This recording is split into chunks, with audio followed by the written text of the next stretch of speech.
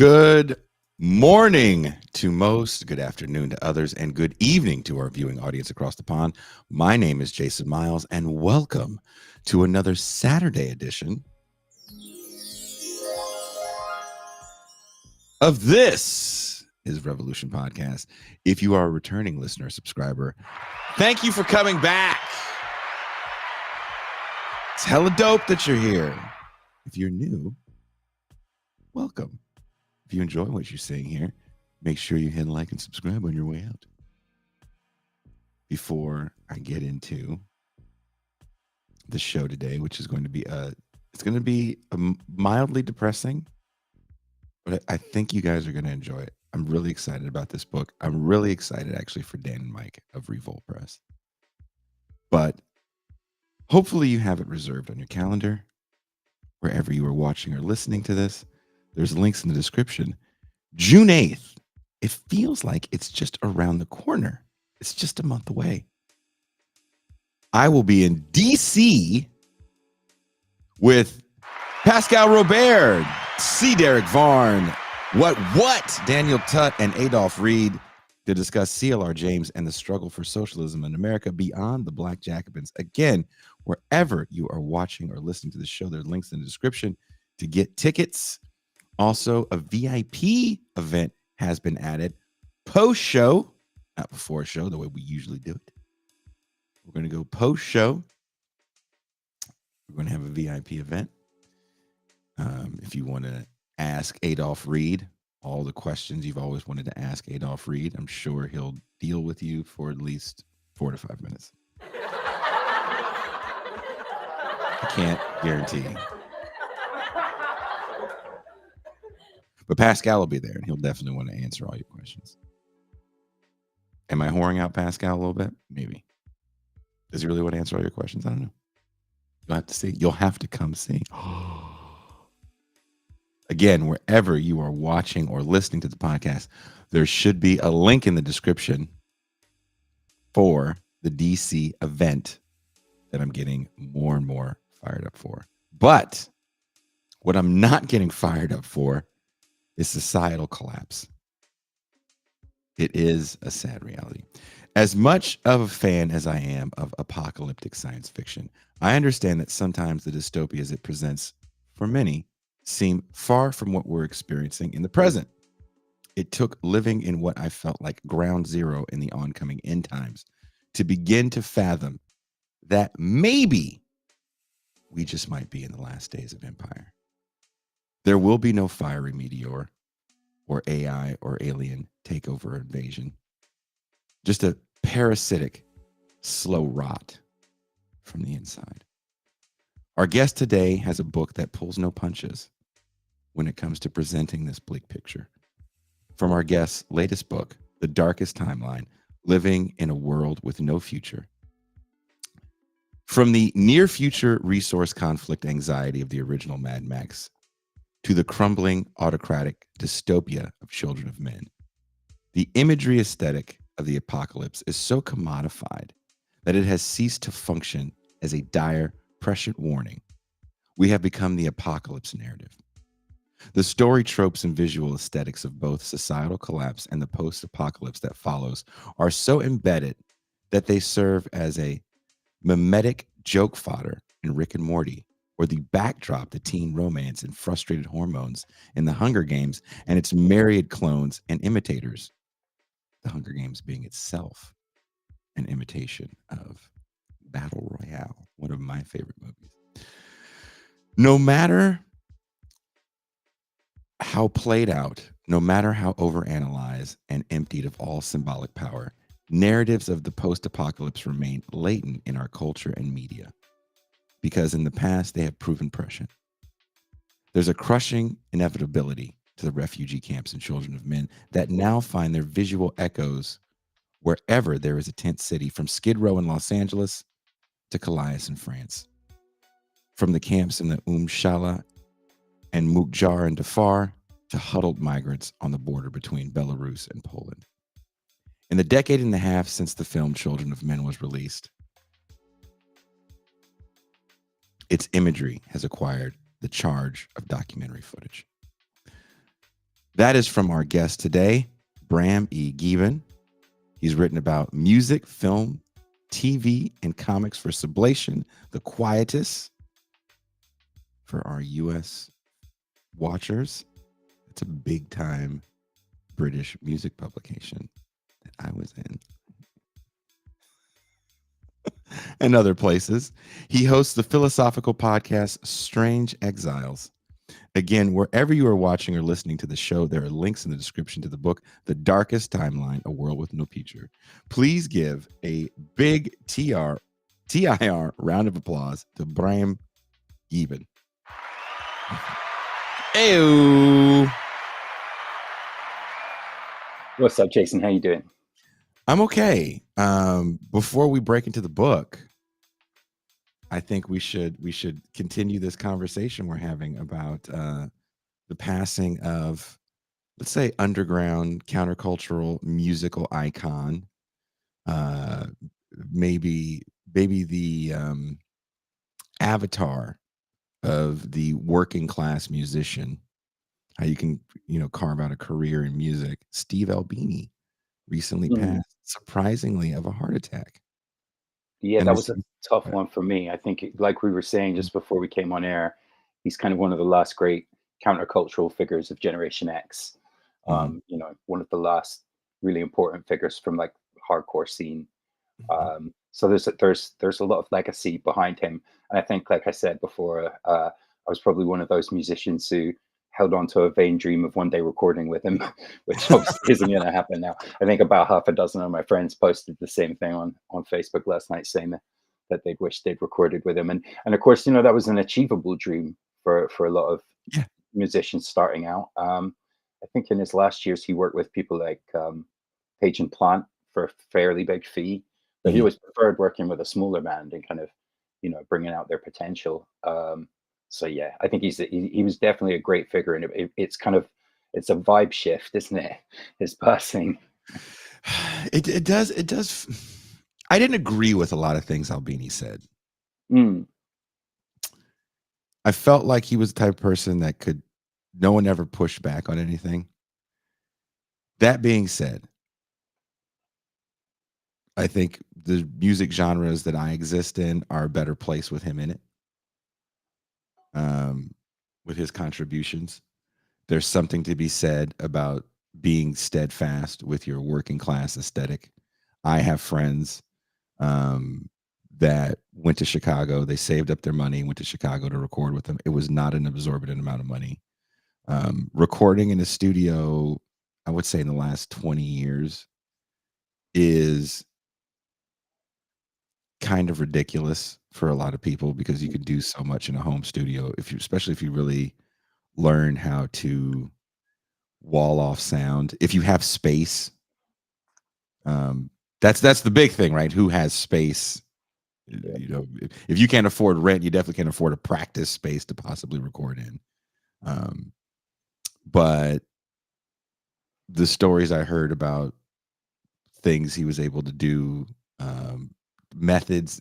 There's methods that he had for recording drums that my drummer that I played with in a band, Bitter Lake, was an engineer, and he was reading about it. We would use some of those methods as well. It's really sad.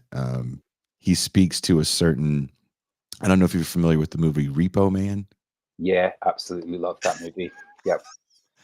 I feel like if the three of us watched Repo Man together, we'd probably have a 4-hour discussion post that movie. Yeah. About that was one of the apocalypse movies where I kind of wasn't able to fit into the book, but it definitely has a space there for sure. Well, look, you have to, because I'm not gonna lie to you, I slept on Repo Man. I kind of watched it years ago out of the corner of my eye while I was doing 12 other things. Just didn't get it.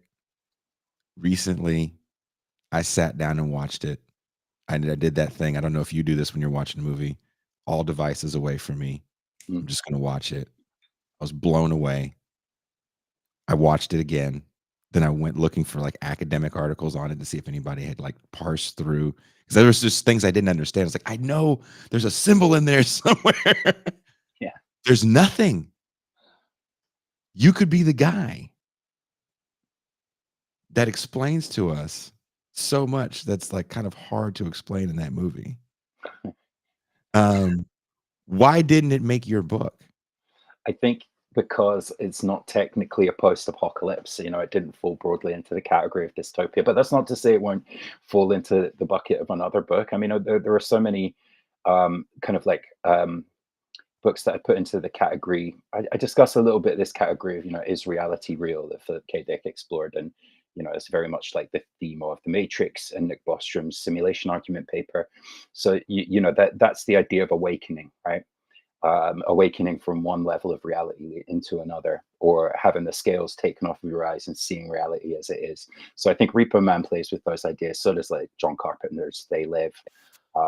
Maybe there's more to be written on that kind of that moment of awakening. I think I tackle it in one chapter and talk a little bit about Philip K. Dick and his system of religion that was kind of revealed to him at a late part of his life, and then kind of that mythology, that theology became an obsession for him.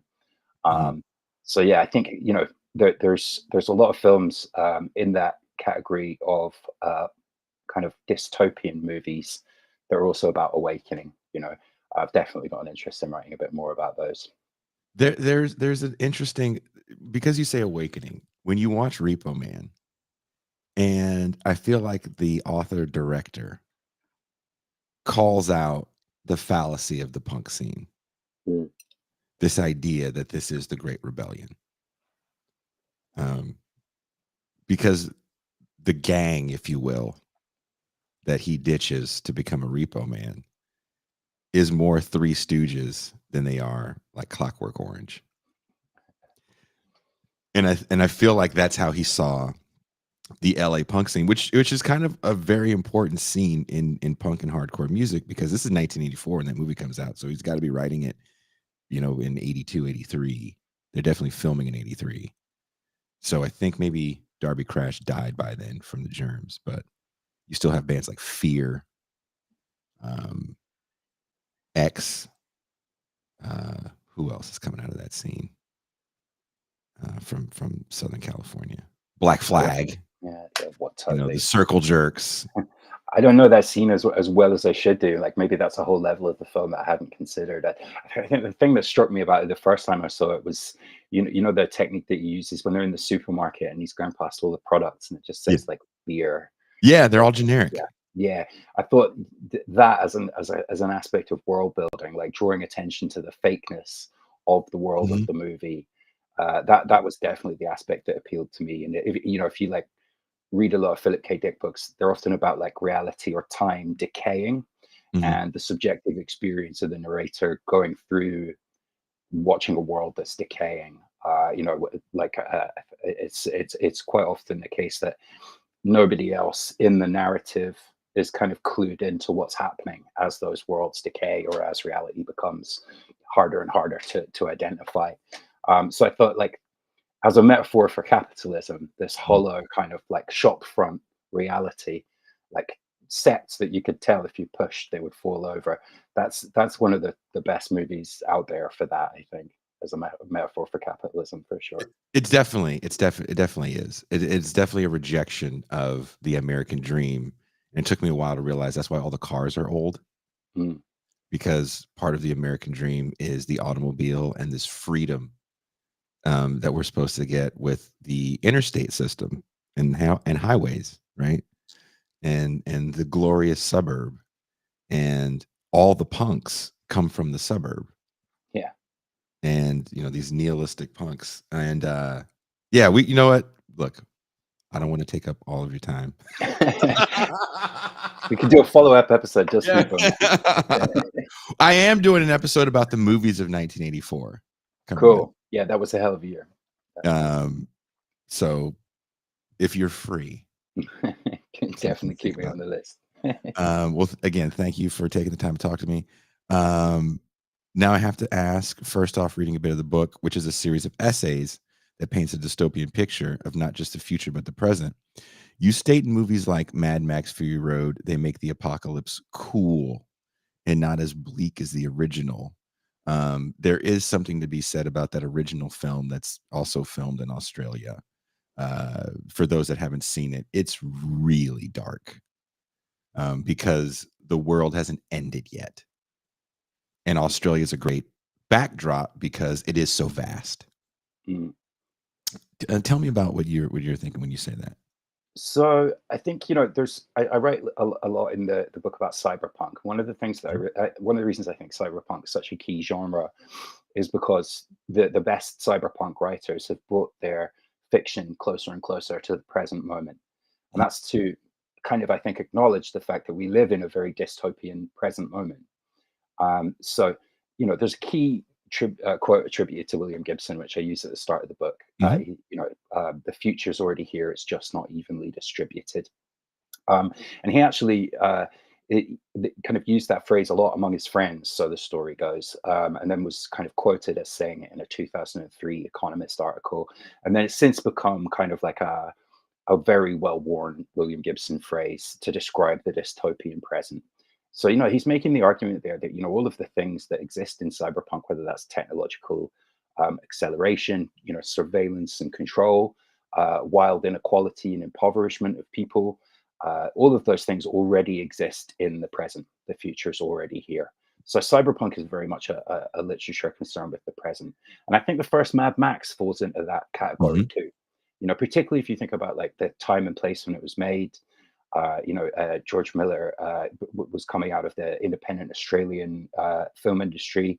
There were quite a lot of like car movies being made in Australia at the time. I think there's a brilliant one called The Cars That Ate Paris, which is a classic of the genre.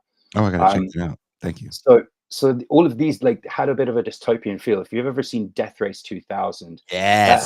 that had a similar vibe to some of these Australian car movies. So Mad Max was definitely in that tradition, and it was a kind of dystopian tradition. But what I think he nailed was just that sense of collapse, not so much on a societal level, but on a personal level. What you see in that film is that there is already a world that exists like beneath the strata of the real world, which has rules and policemen. Mhm. And it's already chaos, it's already violence, it's already resource war. It's just that people like Max are only starting to wake up to it, and they still live half in the old world. He's got a Yes. family, he's got a wife, he's got a kid, and he's violently dragged into the apocalypse. And there's a quote that I use later in the book from, I think it's Angelica Sakar from the Autolith group. She says, the moment that the apocalypse starts is different for everybody. So for someone living in the Mm. Amazon jungle, seeing their, ancestral homelands destroyed, like the apocalypse might have started when that began.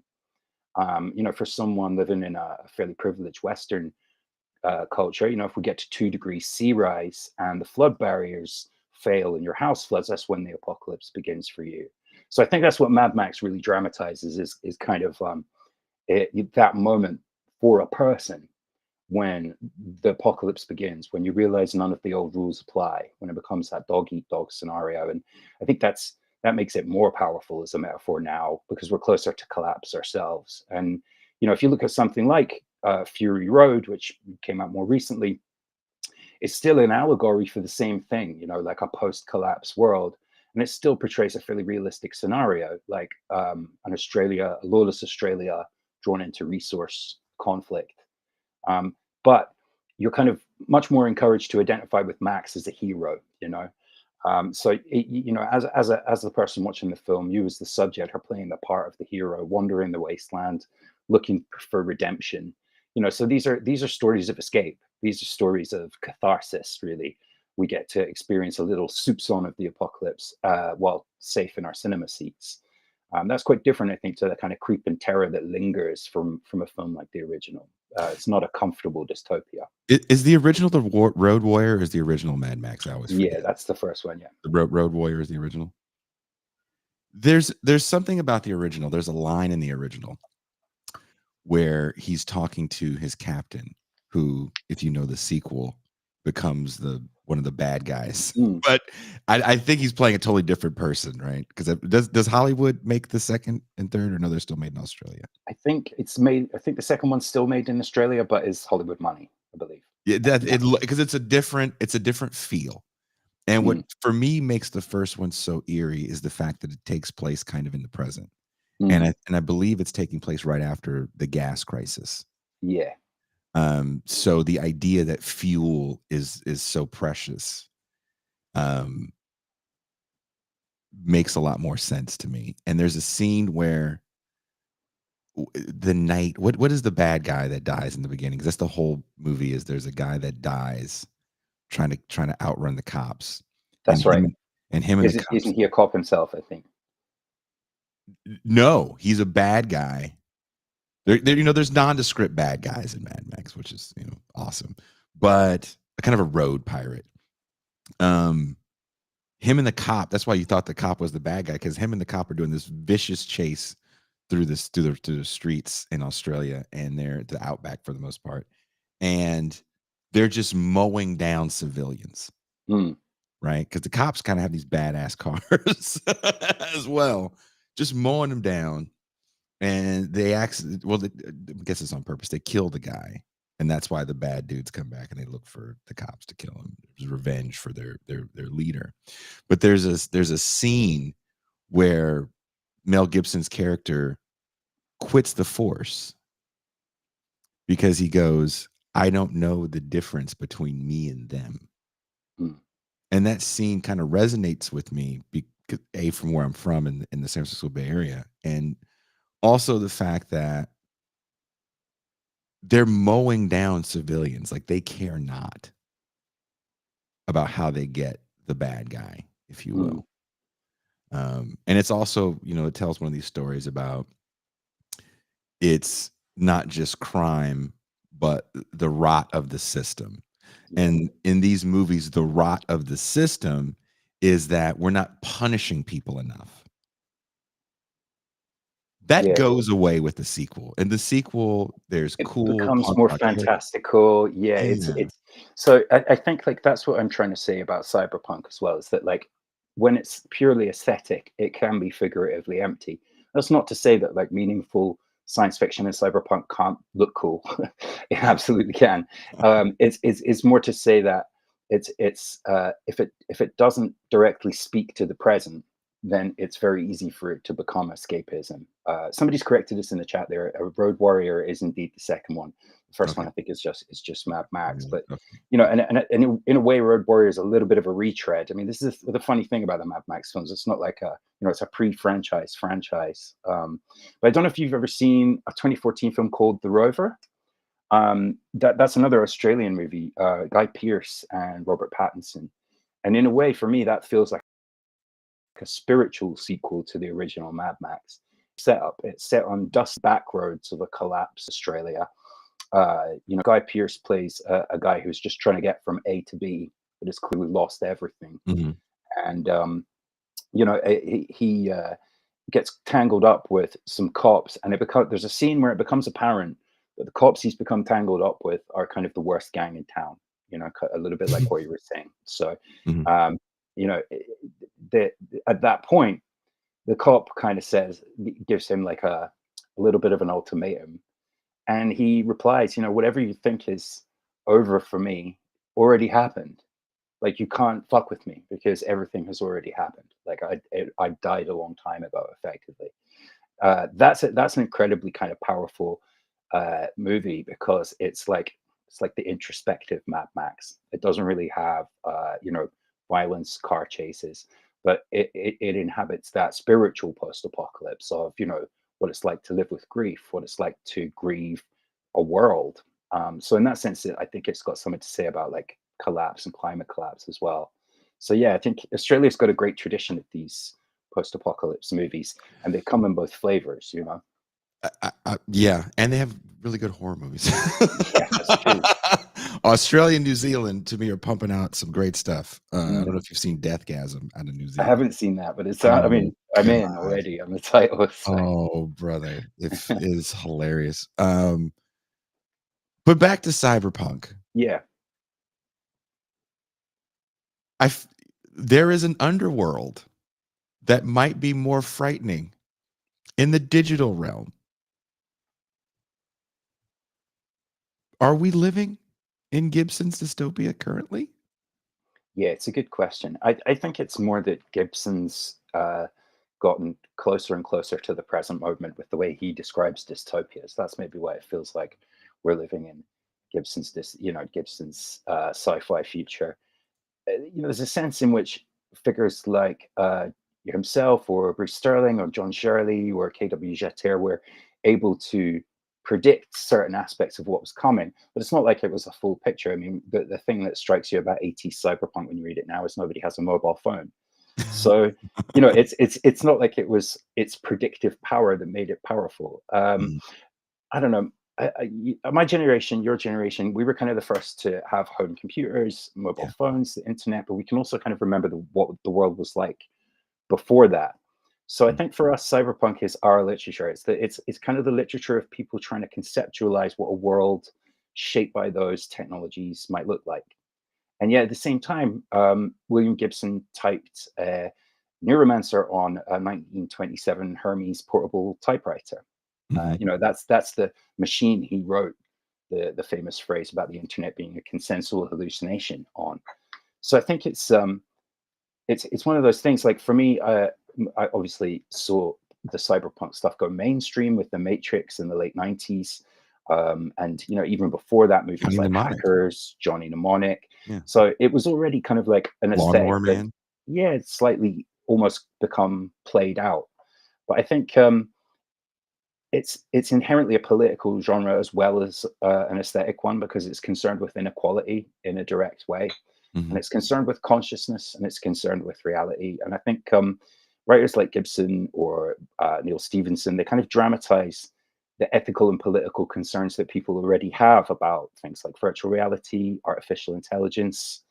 Um, it's difficult to deal with any of those things in a setting that's too fantastical, too futuristic. So you've got these genres that are kind of like post cyberpunk, like solar punk, biopunk, retro futurism, and these feel kind of quite regressive to me, just because Give us an they're. idea of solar punk, because I don't think everybody knows solar punk. So I haven't read a ton of it myself. Again, I'm quite skeptical of it as a genre, but I think it's basically solar punk is based on the idea that there will be advanced technology based on solar extraction. So if you, Mhm. I think like I talk about this in the book as well, but there's a system called the Kardashev scale, Mhm. um, developed by a Soviet astronomer, and he basically says there's three types of civilization. And a type three Kardashev civilization would be able to draw upon all the resources of the sun and its solar system. It can, use all of that energy, harness it somehow. So solar punk is kind of set in worlds like that, I believe. So I think these are it kind of like offshoots of cyberpunk, which I suppose go in slightly more optimistic directions, less Mhm. dystopian directions. But I think that makes them less useful. Cyberpunk to me is more in that tradition that includes people like Philip K. Dick and George Orwell and Stanislaw Lem, in that it's about consciousness and control and how the state intersects with technology and how humanity intersects with reality. So in a way, I don't think of it as the best genre of SF. I kind of think of it as the only genre of SF. Okay. Gotcha. Um, what role does I can't talk right now, authoritarianism play in shaping the dystopian society? Hmm. That's a really good question. I think for me, authoritarianism as a tendency in the societies we're living in right now, it's a reaction to the weakening of capitalism. Mm. Like what's the rights capital at the box office, shall we say, Mhm. at the ballot box? It's the destruction of rights and property. Mhm. And the destruction of rights and property is always going to play well with an electorate when that threat feels imminent. And when things, have a particularly apocalyptic hue when in terms of the way they're discussed in the media, or when we're living through multiple intersecting crises as we are right now, as we're likely to be doing more of, those are the times when authoritarianism plays well. And that's when a populist authoritarian governments are elected. So I think that's why we're seeing them rise just now. Mhm. And I think it's it's it's always the corporation who's the bad guy in cyberpunk. That's another thing that I like about it as a genre.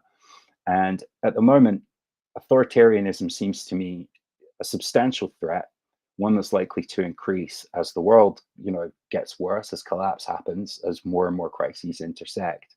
There's maybe less of a threat than corporate influence and corporate control and dark money, you know?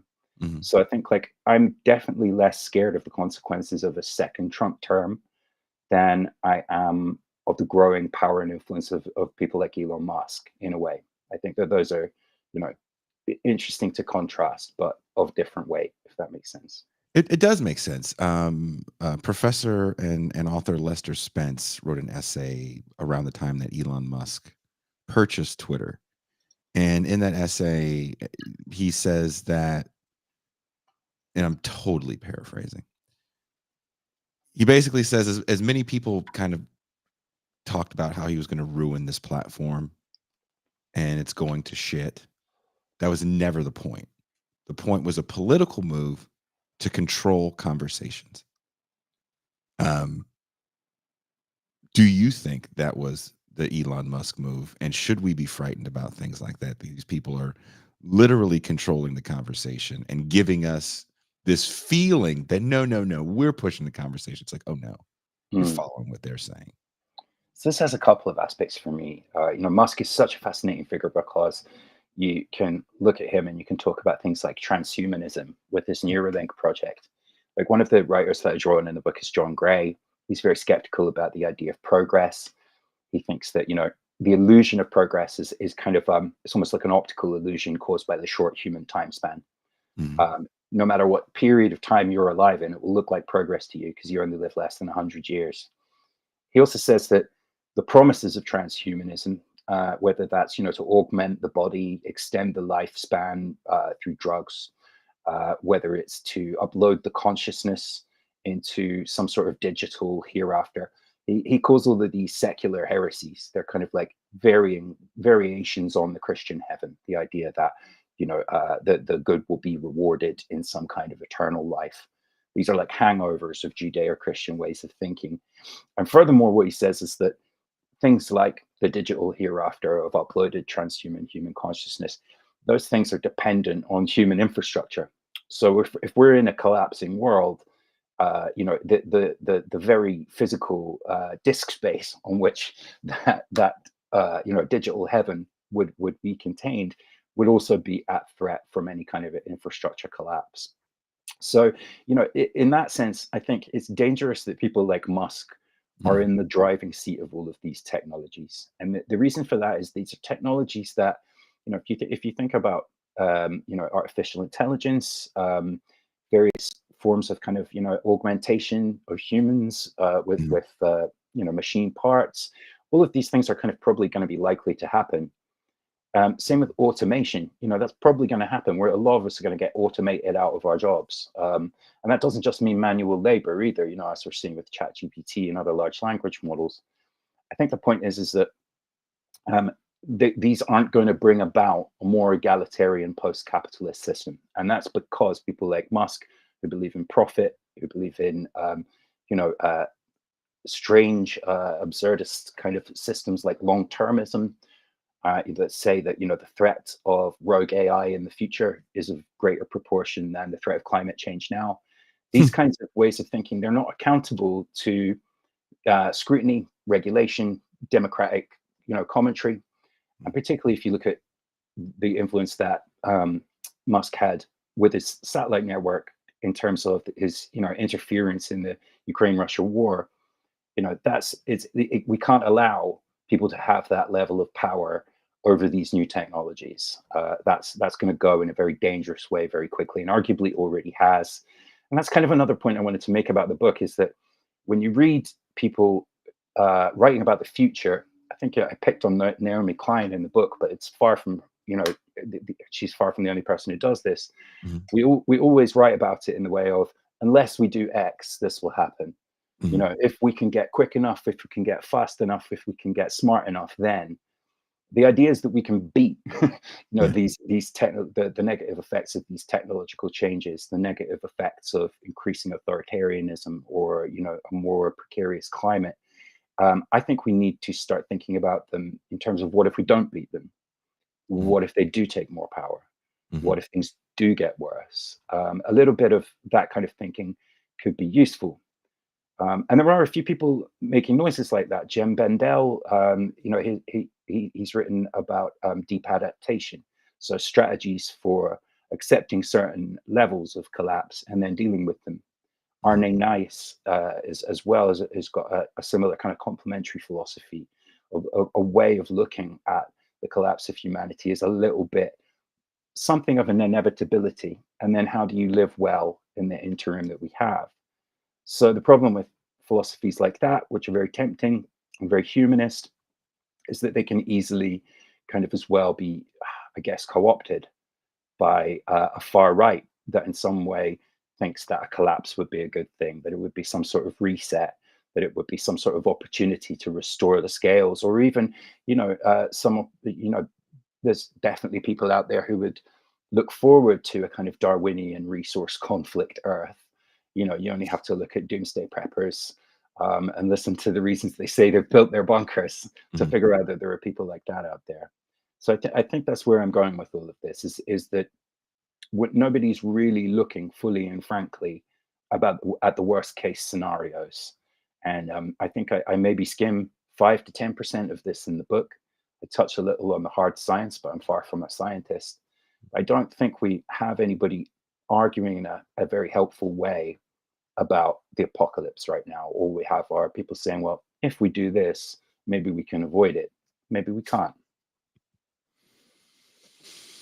Is that part of the fear of living in the last days, though? Is the realization? It's kinda like, the 5 stages of grief, which is the Mm. 5 stages of realizing that you're going to die. Is that the moment that you get the diagnosis that, "Hey, Earth, you got about 100 years," right? I think it is a little bit like that. I mean, Hannah Arendt was writing about the kind of generation in the 1960s and 70s, university protesters. When she was writing on violence, and she kind of like conceded a point to them by saying that they were the first generation who, after the Second World War, had to kind of contend philosophically, spiritually, with the idea of total extinction. So the atomic bomb, the Holocaust, all of these were, she says they were the first generation that heard, the ticking of the clock, by which she meant the Yeah. atomic clock. They come to home, Um, yeah. Now the atomic clock stands very closer to midnight than it ever has before. And the ticking of the clock now, I mean, our concerns about nuclear weapons, which could still devastate the earth if we had a nuclear exchange, and Mhm. that could happen on the roll of a dice. Um, there's so many other threats now. There's such a confluence of threats, and furthermore, we're all so pressured and pressed in our day-to-day lives.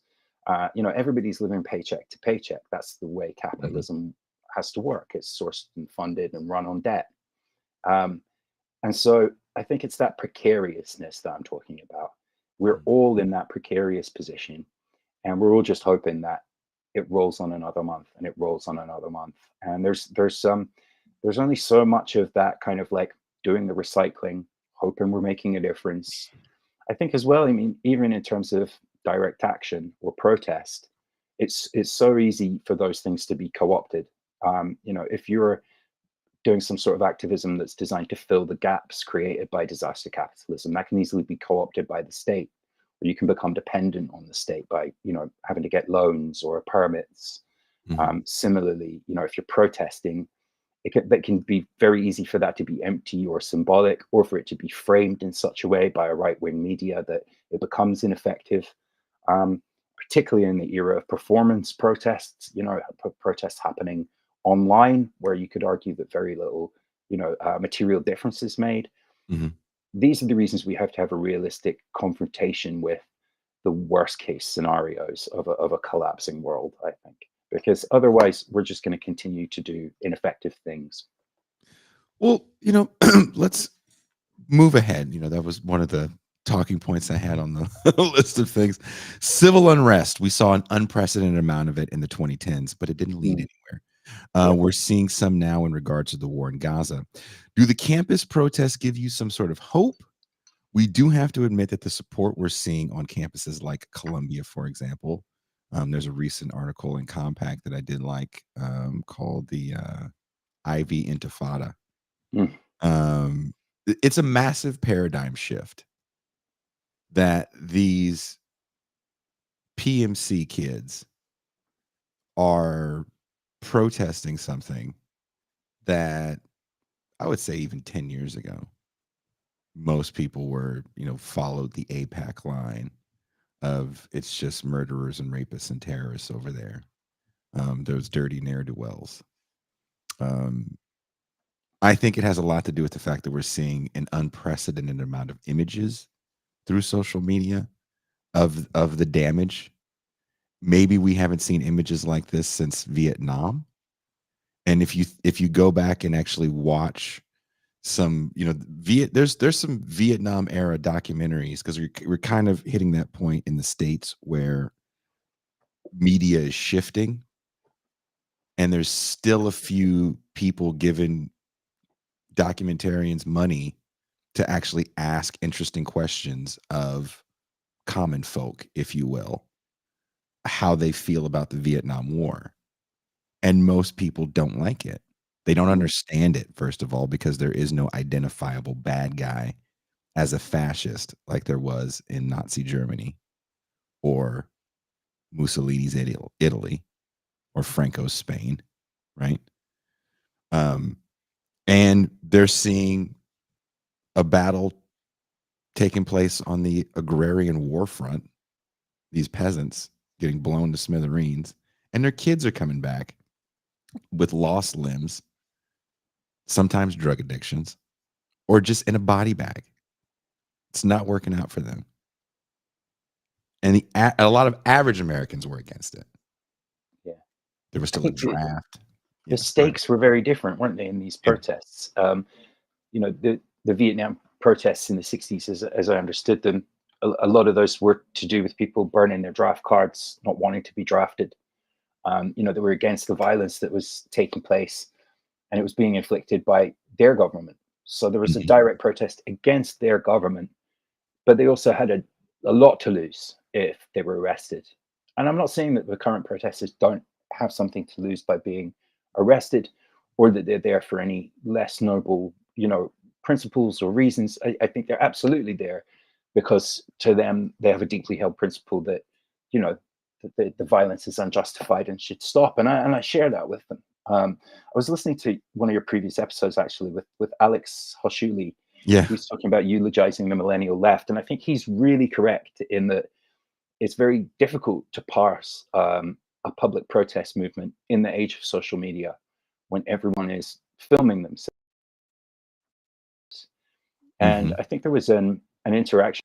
Somebody it was a young black man who's trying to cross the campus, and he was filming himself, and the protesters were filming him, and they, come up against each other, and it was just crazy to listen to because everybody in that clip was performing for an audience, but they were performing for different audiences. The protesters were trying to film someone trying to breach the camp. Yeah. The person who was trying to breach the camp was trying to film protesters who were getting in the way of him having, freedom of access to a university he'd paid to attend. So for both people, there's a principle there, but that principle's being like enacted and performed in front of a camera for an imagined audience that might be tens of Th thousands.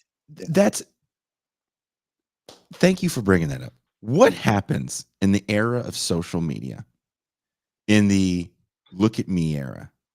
We have to admit this is a very vain time we live in. mm, No other time in history could I take a picture of my kid and have 200 strangers tell me I'm a good dad.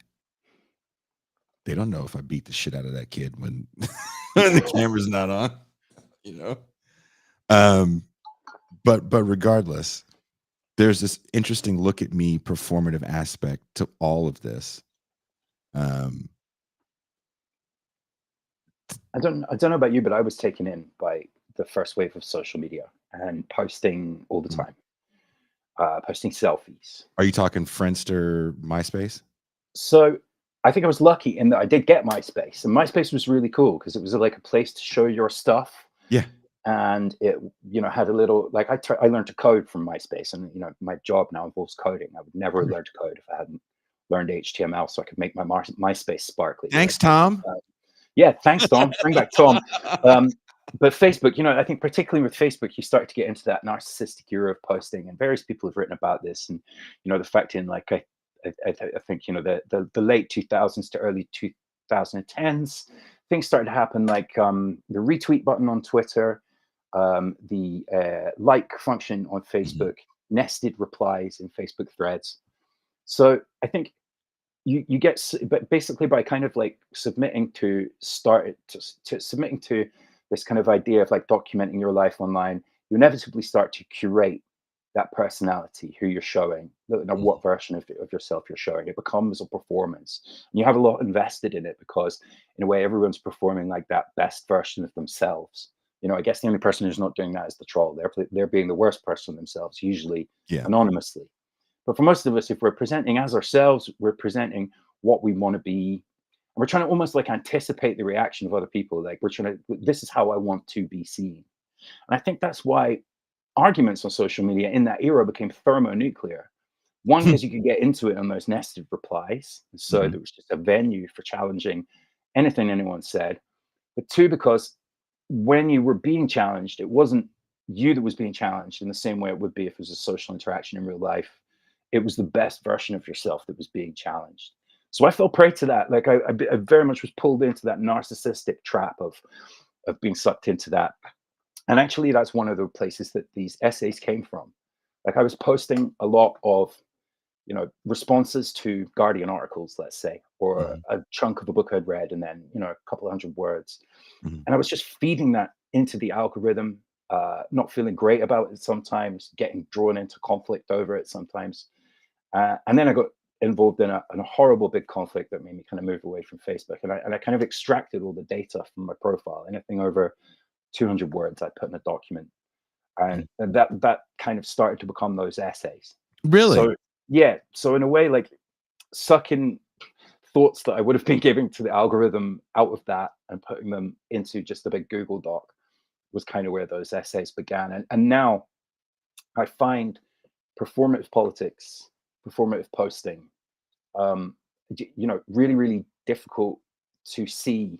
I find it difficult to see my friends engaged in it. I see it difficult to see um, brands and celebrities engaged in it. There's a lot of actors or musicians who I just can't follow on a social media because you can see that they're in this performative But kind of method of identity creation.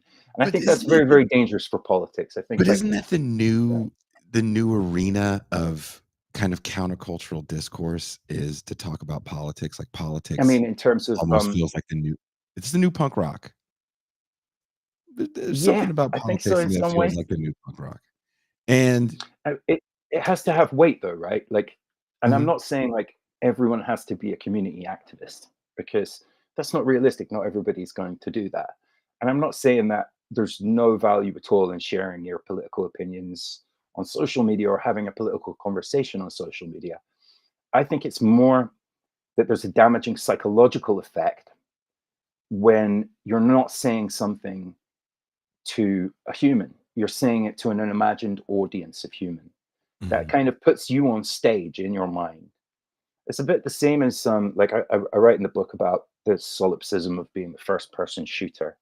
So if you're in Black Ops, Mhm. everything is just collateral.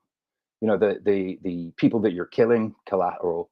The people in your mission, they're there to supply you. We're funneled into these very first person views of the world, Mhm. and I think social media is a bit like a first person shooter.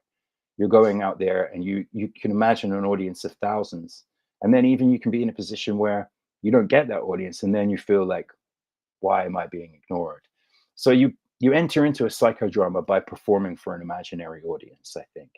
And somebody else in the comments there just mentioned brands. We have various brands trying to talk like people online. one of the worst places that that happens actually is Threads. I don't know if you've ever looked on book Threads, but the way that publishers and bookshops, they're trying to almost like recreate weird Twitter, but Yeah. weird Twitter's gone. They're doing a commodified version of it Yeah. to try and sell books. So I think there's you just don't know now whether you're talking, soon you won't be able to tell if you're talking to an AI or a chatbot, but right now you don't know if you're talking to someone who is just directly typing their thoughts into the status bar, someone who's trying to market something or some version of themselves, someone who's purely there for clout or for clicks or to become an influencer in some obscure way. It's, you can't read all of that through the internet.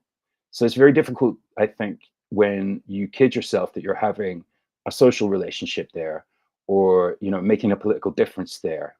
I don't know. It seems to me like that's just another simulation. It is an interesting time to see people, kind of grasping for some sort of notoriety in this world of retweets as a way of validation. And I think about the 80s and 90s. There was this woman, this large-breasted woman that would run out onto baseball fields and like Okay. kiss a baseball player, right? And there was this era of 80s Hollywood where aspiring crazy actors that hadn't made it in their time in Hollywood would save money and get a billboard, and now we have social media where people are willing to embarrass themselves to no end, Mm. to no end. I've seen people do so much insane shit just to get some sort of attention I in think the like attention economy. I think that probably concerns me a little less than just the substantial majority of people thinking of themselves as a brand first, in terms of the way they present Mhm, online. mhm, And I think that just has devastating consequences psychologically for everybody if we all think of ourselves as brand Bram, brand Jason, because then you're thinking about like reputation damage. You're yeah, thinking about aligning your opinions, conforming with other opinions. Like all of this stuff shuts down original thought and independent instincts of how to be a person. I think it's I don't know. I've got a friend who believes that online discussion and offline discussion are the same thing not fundamentally, at that all, the two can't be separated. not at But for all. me, that's what's at stake in online discussion is that you're never discussing things with the person. You're discussing them with the way the person would like to be seen themselves. And that's why it's so easy to fall out. Um, so yeah, I think it's deadly, and I think it's also deadly in a very timely way. Like I talk about ancestor simulations in the book. So in Nick Bostrom's simulation argument paper from 1999, he talks about ancestor simulations. A sufficiently advanced civilization would be able to create a simulation indistinguishable from reality, in Mhm, for in which you could live, and you would never be able to tell if you were in a simulation. And he says that statistically, that means that we can't prove that we're not in a simulation. Now, the thing about that is, it's all about the levels. He talks about the basement level of a Bostrom reality stack being the first reality in which the first ancestor simulation is generated. But there's no guarantee once you're in them that you're not in another ancestor simulation inside that one. You see what I mean? It's all about mhm, how advanced the civilization gets. And I think when you start to think about that, that's kind of the point that I'm trying to make in the book about simulations, is that it's very easy to create a simulation within yourself. It's very easy to create a reality where you think the world is a certain way, and anything can knock you out of that. Whether it's realizing that the context has changed and you haven't caught up, or whether it's an experience of being cancelled, let's say, on the internet, or it's an experience of reading a book and changing your mind about something, seeing the extreme violence happening to the Palestinian people right now on television and being radicalized yeah, by that. These are all moments where you awaken and reality is different. And I think the problem with us all being actively engaged in creating simulated versions of ourselves all the time, playing those parts as if they were real all the time, mhm, being able to jump into that world via our phones all mhm, the time, having that ever present, it kind of suggests that we are at that end point of a civilization where it starts creating simulations. It's just that the simulations we have right now are really crap ones. Retreating into an ancestor simulation, if you were to do it as a human, as a civilization, very advanced civilization, it would be a response to a collapsing world. It would be a response to your star running out of juice. It would be a response to you can't beat the invading army. Fallout played with this notion. You know, the recent TV show Fallout played with this notion. I don't want to give too many spoilers for the show, but Mhm. the key phrase there is that time is the most effective weapon, because if you can outlast your enemies, you wake up in a new reality.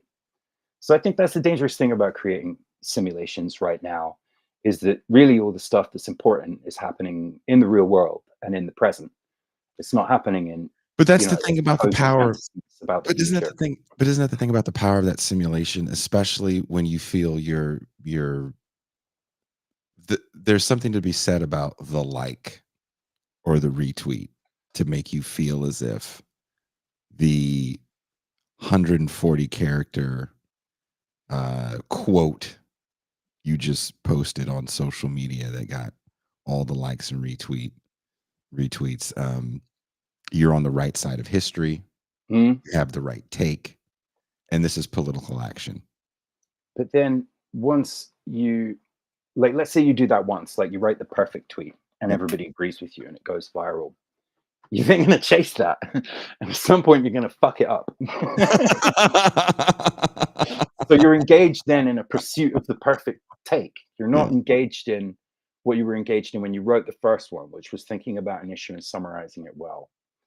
But you know, I can only talk about my own experience of this. Like, I don't want to like throw shade on a particular type of internet activist or internet category of character. Mhm. You know, I'm on the internet, right? I'm on Yeah. Twitter. Yeah. I am posting about myself. I Yeah. am self-promoting.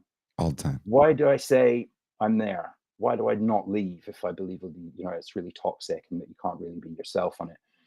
I tell myself it's because I have something to sell. I have something to market. I make Mhm. music. I write books. I Yeah. have a podcast. I want people to listen to those. I want people to read those.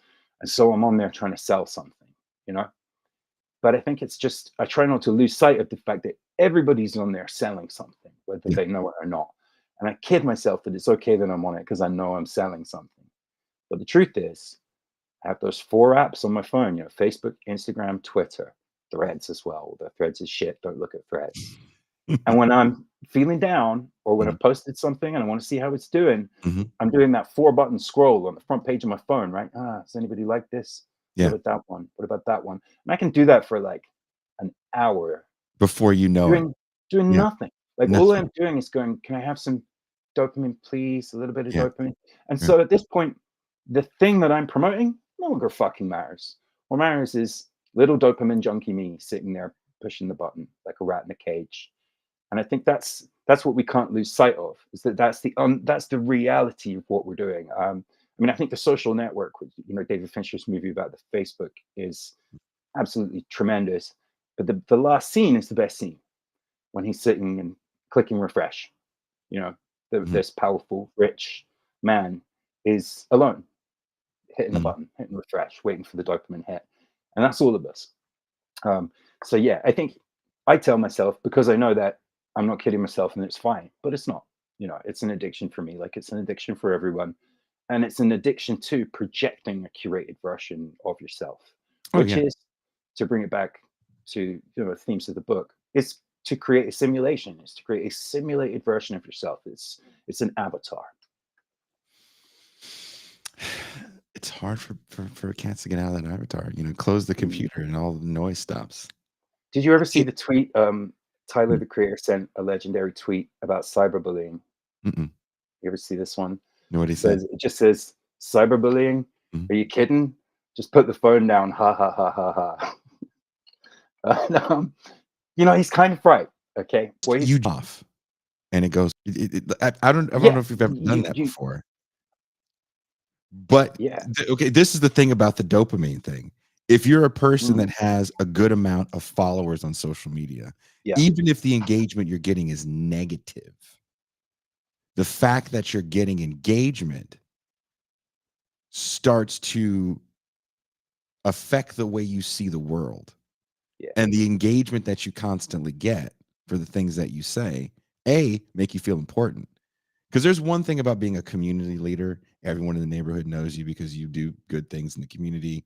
Maybe you get people together to get a speed bump built so cars don't fly down the street and hurt children. Maybe you've helped get a park done, so there's a place for young families to go. Um, most people aren't that guy. Mm. They feel like that guy on social media because you can say something and so many people want to respond to you in the positive or the negative. They're arguing about what you said. Of course you feel important and you think this is the world. Now you can't turn it off. It's like those science fiction movies where it's like it's Tron, the MCP has become too powerful. Yeah. I mean, like, people say, "Oh, well, are we going to be able to tell in a few years if we're speaking to an artificial intelligence?" Mhm. I can't tell right now if someone's GoFundMe is bullshit or not. Oof. I'm sorry to be that hardcore about it, but I'm looking at people every day, in my orbit on social media, asking for, you know, like contributions towards funding something. Mhm. And yet, if you don't have to dig too hard to find examples of fraudulent campaigns like that, you know. Mhm. And it's things like that that I think make me concerned with this notion that you can trust the reality of who people are online. I think even if you are somebody who's doing a GoFundMe for an amazingly good cause that's completely real, Mhm. it's absolutely legitimate for people from the outside to be looking at that and wondering if it's real or not. Of course. And that's crazy. That's the part of it that I'm interested in. That we're living in a reality where, because increasingly everything's performed, you can tell less and less what's real. And I mean, the right wing kind of internet ecosphere is the perfect example of that. In that Okay. it, long ago became something that was driven by like trolling, Mhm. by owning the libs, by trying to cause reactions, by doing and saying extreme things um, to provoke reaction. And quite often, Trump, you could say, is the front man for that stuff. In that, like, what is he like as a public figure? Well, first of all, he's a great insult comedian. He plays really well at the rallies because he just keeps feeding the zingers. Mhm. Second of all, he'll just say an outrageous thing, drop a dead cat on the table, as the old political term goes. But he's the front man for very malign corporate interests that are very, very, very, very focused on exploiting the world, on increasing inequality, on extracting wealth and giving it to the top 1%. That's who he really represents. But he's able to cosplay as someone who is, undermining the liberal establishment. So there again is somebody who's created a very effective simulated character, and that's why I think like I think of Trump as a very Phil K. Dick president. He's Mm. almost the perfect dummy president. In Vallis, Phil Dick has Ferris Fremont, who is like a puppet of the Russian state. And then, what you start to realize is that the Russian state, the American state, they're both also puppet states. Mhm. So Phil Dick was great at this. He was great at like showing you one reality starting to decay, and you thought you were standing in the objective position as the person reading the book, and then that starts to crumble too. And that's, I think, the current moment. That's where we are. You know, like the masters of the manipulation of information at the moment, are very much the Russians. They have a sophisticated network of um, misinformation, propaganda, trolling, Mhm. hacking. They understand the conditions of the modern world probably better than any other state. They understand how easy it is to create a false idea, Mhm. via the coordinated performance of bots, by the seeding of different bits of information. They're using technology, automation, bots, artificial intelligence in much more sophisticated ways than states that we live in necessarily are. But they're doing it to undermine reality. It's based on what Surkov was, Putin's advisor, who came from a kind of the art world, I believe, and his first advice to Putin was to fund both sides of the extremist debates, fund the far left, fund the far right. And the idea is that as the government doing that, if the far left and the far right are both being funded to do seditious activities, the Mhm. government can get away with anything. And I think that basic principle is at play now throughout the internet. That's frightening. Yeah, it's It's frightening. Surkov's internet. Well, Adam Curtis has done a great documentary about the influence of Surkov on Russia, and I can't remember which of it is. I think it's not Bitter Lake; it's another one. But that's worth checking out and tracking down. Surkov's a fascinating figure. I think that's again he just understood the way that reality is much more easy to manipulate these days, faster than any people in the West did. that's where I got my band name from. Is the Bitter Lake. From the Adam Bitter Lake. Curtis documentary. Right. It's an excellent one. Yep. Excellent documentary. Um, kind of speaking to that, does it feel to you that sometimes people who identify as leftists are looking for a more diverse ruler of capital? They condemn U.S. hegemonic power, of course, but assume multipolarity is anything more than DEI for empires. Mm. DEI for empires. That's a really interesting phrase. That I Uh, stole that from one of the TIR crew members, Jean Bajlan. yeah, it's difficult. The left has not held meaningful power in many corners of the world Yes. for a very long time. The parts of the world where the left has held power have either been isolated and then kind of undermined by the capitalist hegemony elsewhere. Mhm. Or you have situations like in my own country with New Labour in the 1990s, who very much got into power by kind of cosplaying stories a little bit. Very, very, very firm neoliberal economic agenda. Quite vicious foreign policy, crack down on benefits that users, those kinds of things. So in a way, like the only left that's held power in a meaningful way for a long time in recent history has been quite constrained by neoliberalism or isolated by being in a very small, isolated place. A Mhm. single economy amongst capitalist economies, and even if you go back a little bit further into the Cold War, and like the communist economies had to interact with capitalist economies. The flow of money around the world was still happening when those two systems were more kind of equally splitting the globe. So the question of what the left is now is a really, really difficult one for me to nail down.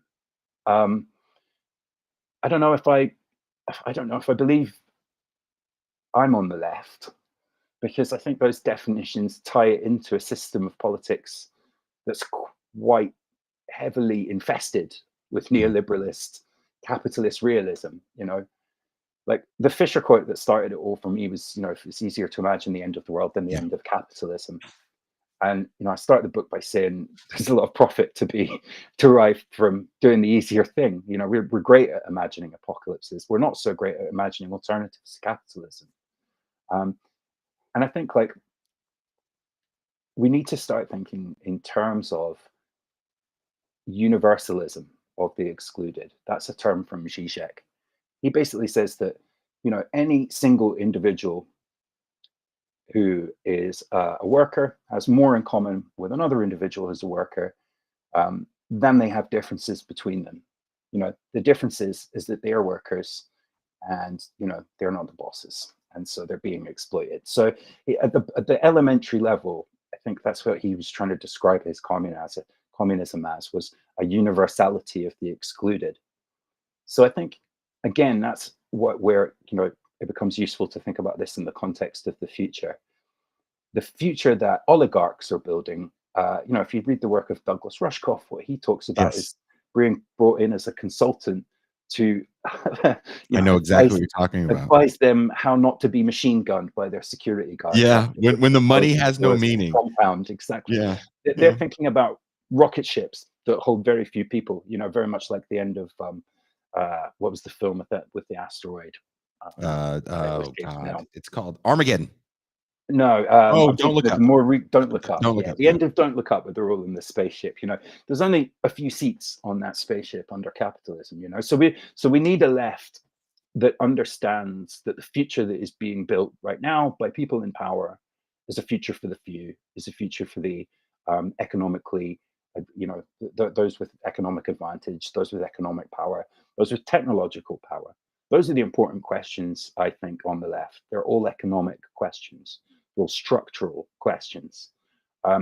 Questions for me that are to do with identity are only important where they map onto those discussions of economics. I think as well they're only useful where they map onto history if that history teaches us a way forward. I Mm. don't think there's much point in relitigating history because it can't be fixed, but it can be instructive. And I mean, I'm reading a lot of Hannah Arendt at the moment.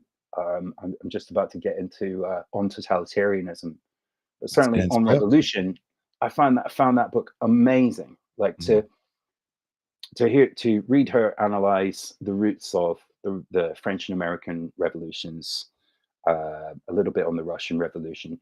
That's the type of historical analysis that I think is important and that we don't have enough of. It's almost like we have like two historical truths. One is like the colonialist past, and one's the imperial past. And you have to wake up from one and realize the other, needs to be the way we look at it. There's not many people with bold original ideas taking a look at history and giving us new information, new interpretation. Um, you know, or at least those are not the books that I'm reading. The books that I'm reading at the moment tend to be looking at the present and worrying about the future. I could do with a few more things like Hannah Arendt that engage directly with the past without trying to set it within rails. So I hope that's an answer to your question. Uh, Look, man, we're just having a conversation. You're not supposed to have the answer. If you do have the answers, then hide, right? Um, I was talking with Daniel Bessner um, recently. He has a great article in Harper's called "The Life and Death of Hollywood," Mm, and I feel like we're stuck.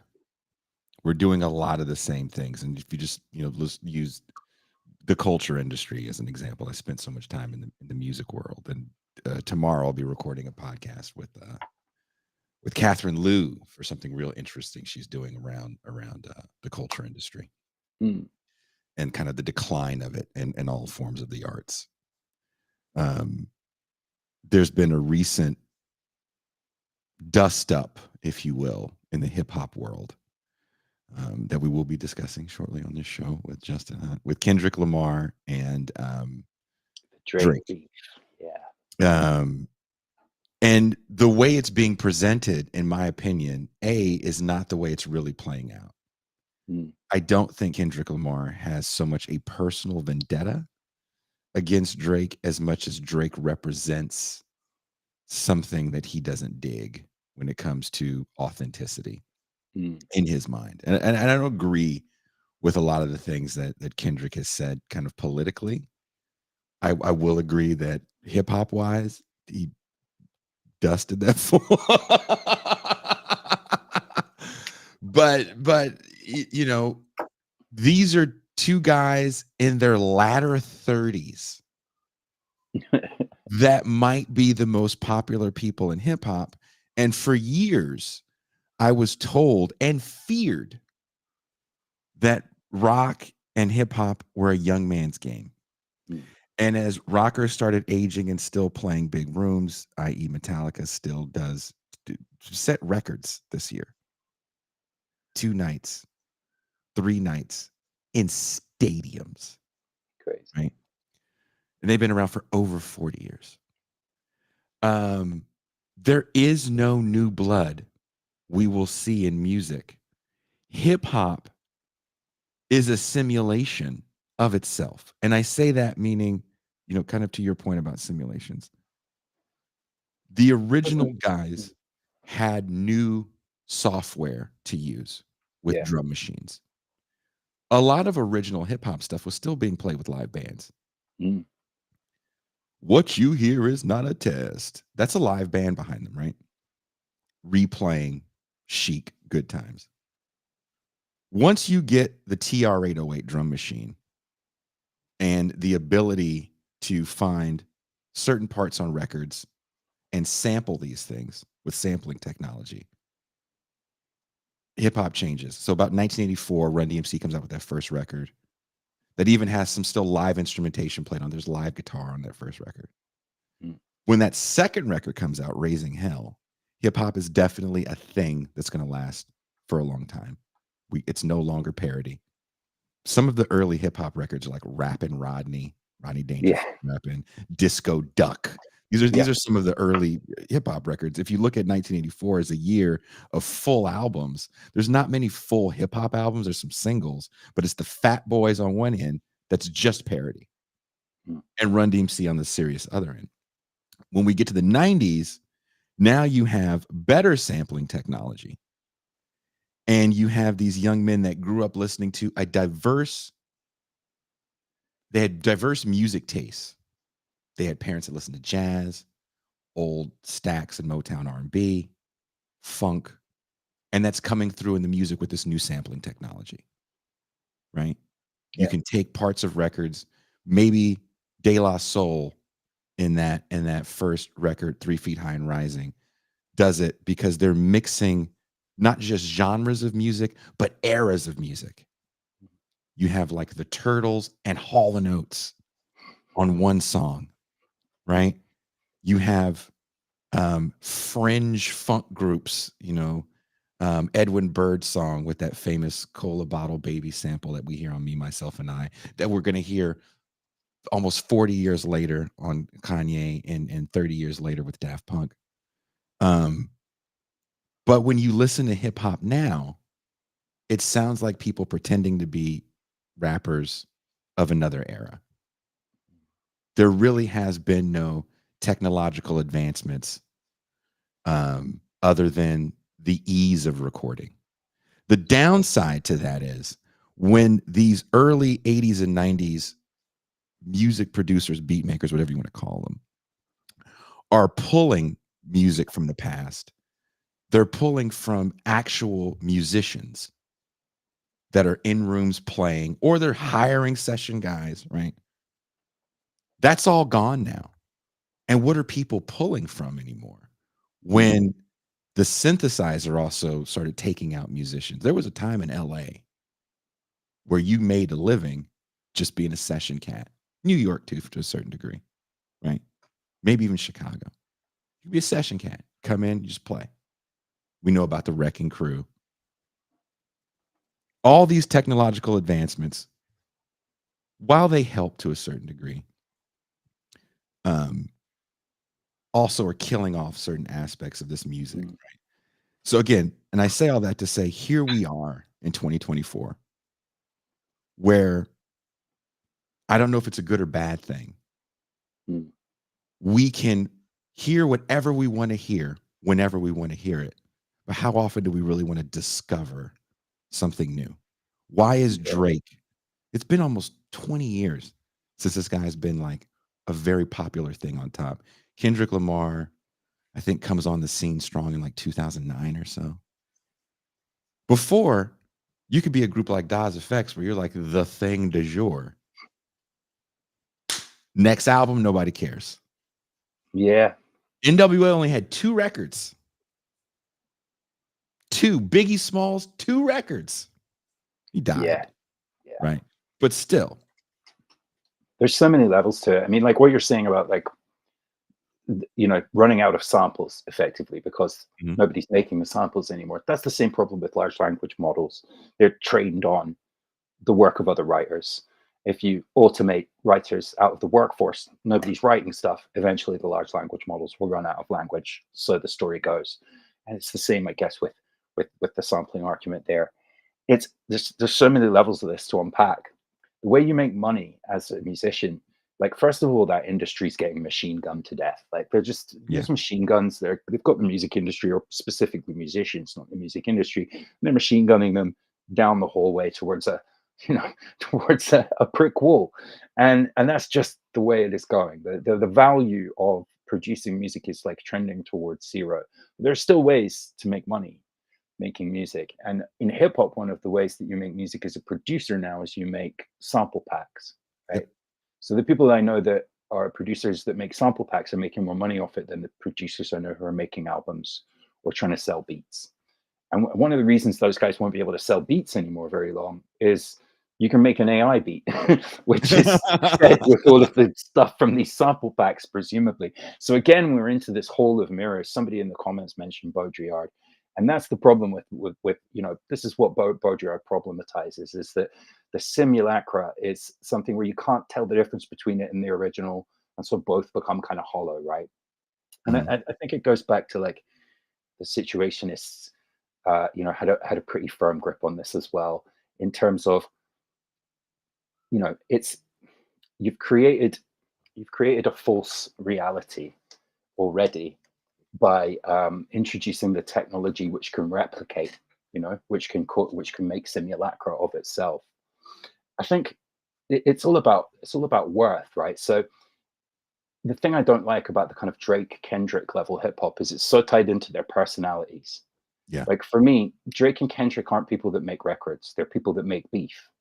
Like there's an old hip hop saying, "The beef is the show," right? Yes. Like who's making money now? They're both making money because people are talking about Drake and Kendrick, and we have no way of telling from outside of that conversation whether that's a business arrangement or they genuinely hate each other. You That's know part what? of the fun, right? Is figuring that Bram, out. I don't know. I really don't know. I'm Mm. waiting for the shoe to drop. The going on tour. Yeah, yeah, or The go something fuck like that. yourself tour. Yeah. Yeah, I mean, it's really hard to spot an authentic, episode when it happens. When it does happen, it seems so out of left field that people almost don't react. I mean, I would put the Will Smith Oscar slap in that category. Yeah. That was so real and out of nowhere. The people just sat like he sat back down and people just started clapping for the next thing. It was bizarre. So, so I think hip hop's in that place now of like, or basically you could automate hip hop out the gate. You're still going to need MCs. You're still going to need people to make the parts that make the beats. You're still going to need people to record. You can record in your bedroom right now. I mean, like that's like I'm a bedroom rapper, I guess you could call them. There's a good documentary actually called Adult Rappers. It Mhm. features some of the Oakland guys, I think, as well. But it's about the idea of like still making rap into your With thirties, the Living forties. Legends guys? The guys from Living Yeah, Legends? and they Yeah. haven't like, Yeah. Yeah. they're not guys who've made a ton of money from it, but they still love the craft. And it's I don't know, like Hakim Bey paraphrased. There was a tribe that he was reading the writings of, and he paraphrased one of the ways that they conceptualized art in this tribe, and he said, "No art is special, but everyone's a special kind of artist." So what he was trying to say there is that if we didn't have an industry for art, then everybody could equally access their capacity as humans to make art. Now we're kind of there technologically, right? If you don't have the technological tools to make music, record music, you could probably steal them. You could find somebody who could help you out. Like it's not hard to make music. So everybody is a special kind of artist. Everybody can make music that's unique.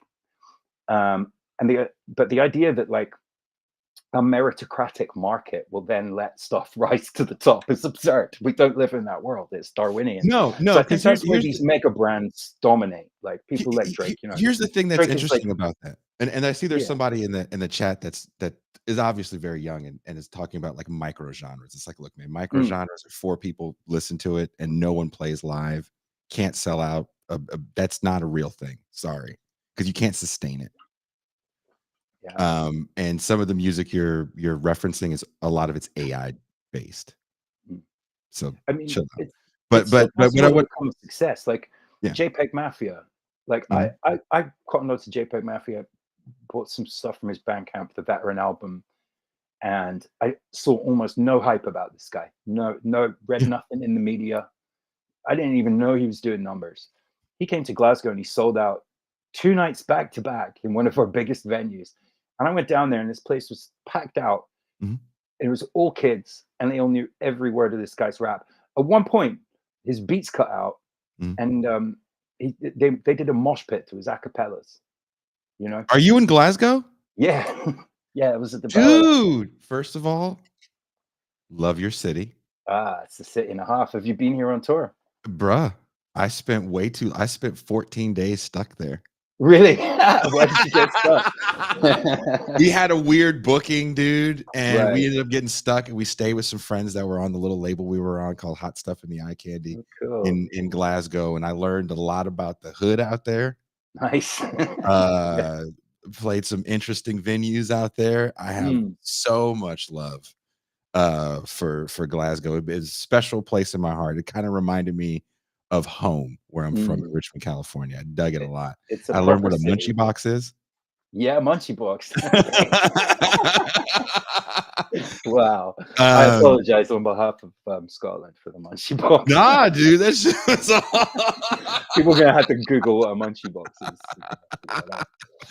um, uh, dude, one of the things that I haven't seen people talk about in that rap thing is the fact that, to your point about meritocratic success, is no one can do what these two dudes did, but it is interesting to see what they've done because years ago when you had a rap beef or any kind of battle thing, you have to book studio time, get samples approved. There's so many checks you have to do. Mm, So it was either people showed up at a radio station and had it out.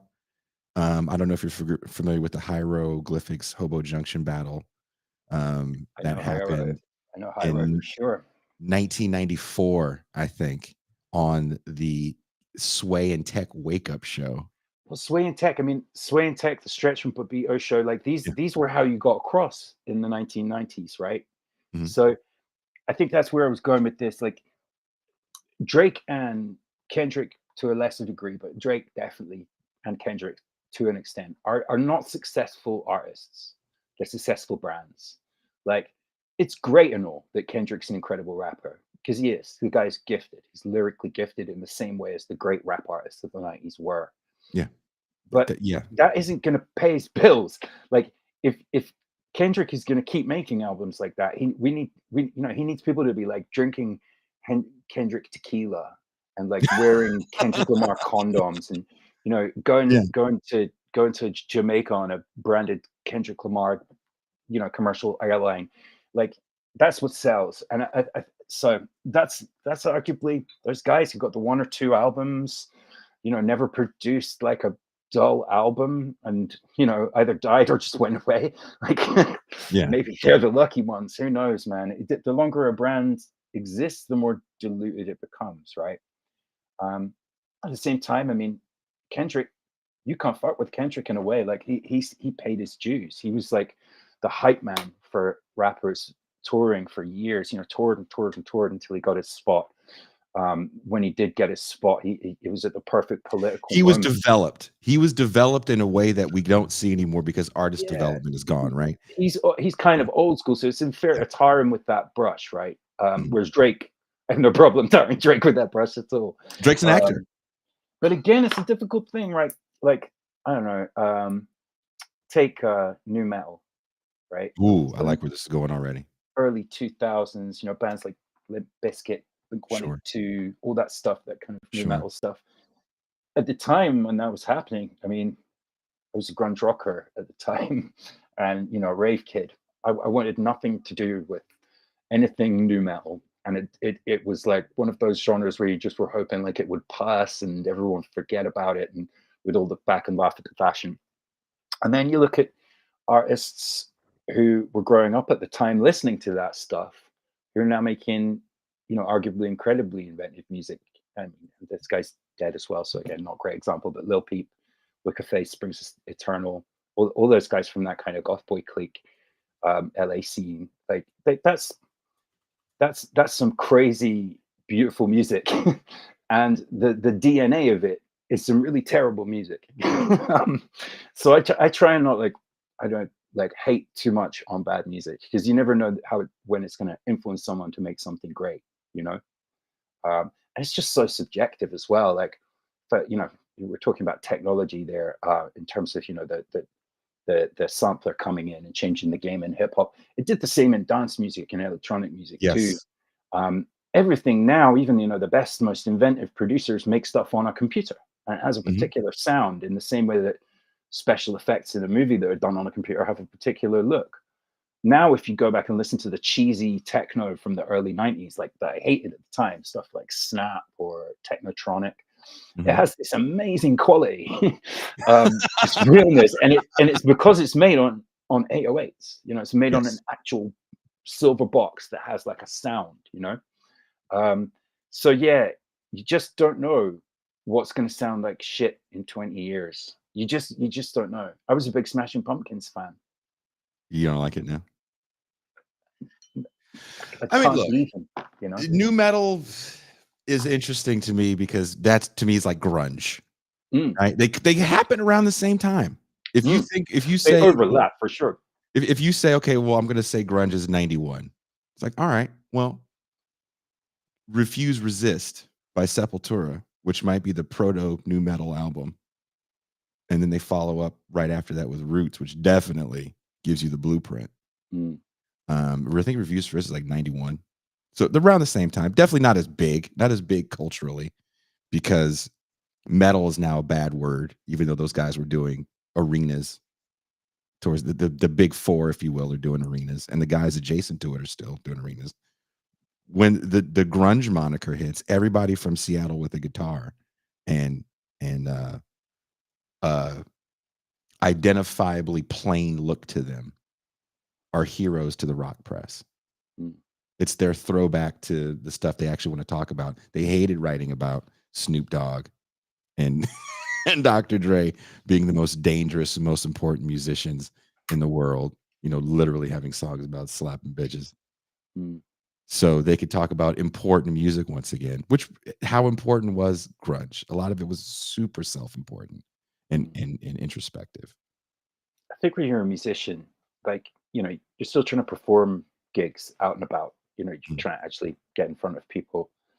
So in a way, like whatever dominates your local music scene is slightly more important than the Kendrick Drake beef. And Yeah. similarly, it can be quite frustrating when you're, a musician making hip hop and all everyone wants to talk about is the Kendrick Drake beef. You know, like particularly in Scotland, people very much like kind of hate on rap with a Scottish accent. There's like a cultural cringe about rap with a Scottish accent that's got a little bit of kind of class discrimination in it, a little bit of just like being embarrassed of being from a small place. I guess there's all sorts of factors that go into it, but yeah, so that can be a frustrating place to exist when like for me, there's a dominant musical form in Scotland which is quite twee and quite kind of like moldy peaches esque. That's just very hard to escape. It's everywhere. So in a way, like the twee aristocracy of Scottish music is probably more of a concern to me than the Kendrick Drake beef. So- and again, I mean, like this goes back to me being a rave kid. Like I can remember going to raves in abandoned quarries, fields on the edge of town, people who put a couple of £100 together, got a sound system out there, going far enough away from houses to, not get a noise complaint, get the police around, drugs there, any drugs you could need.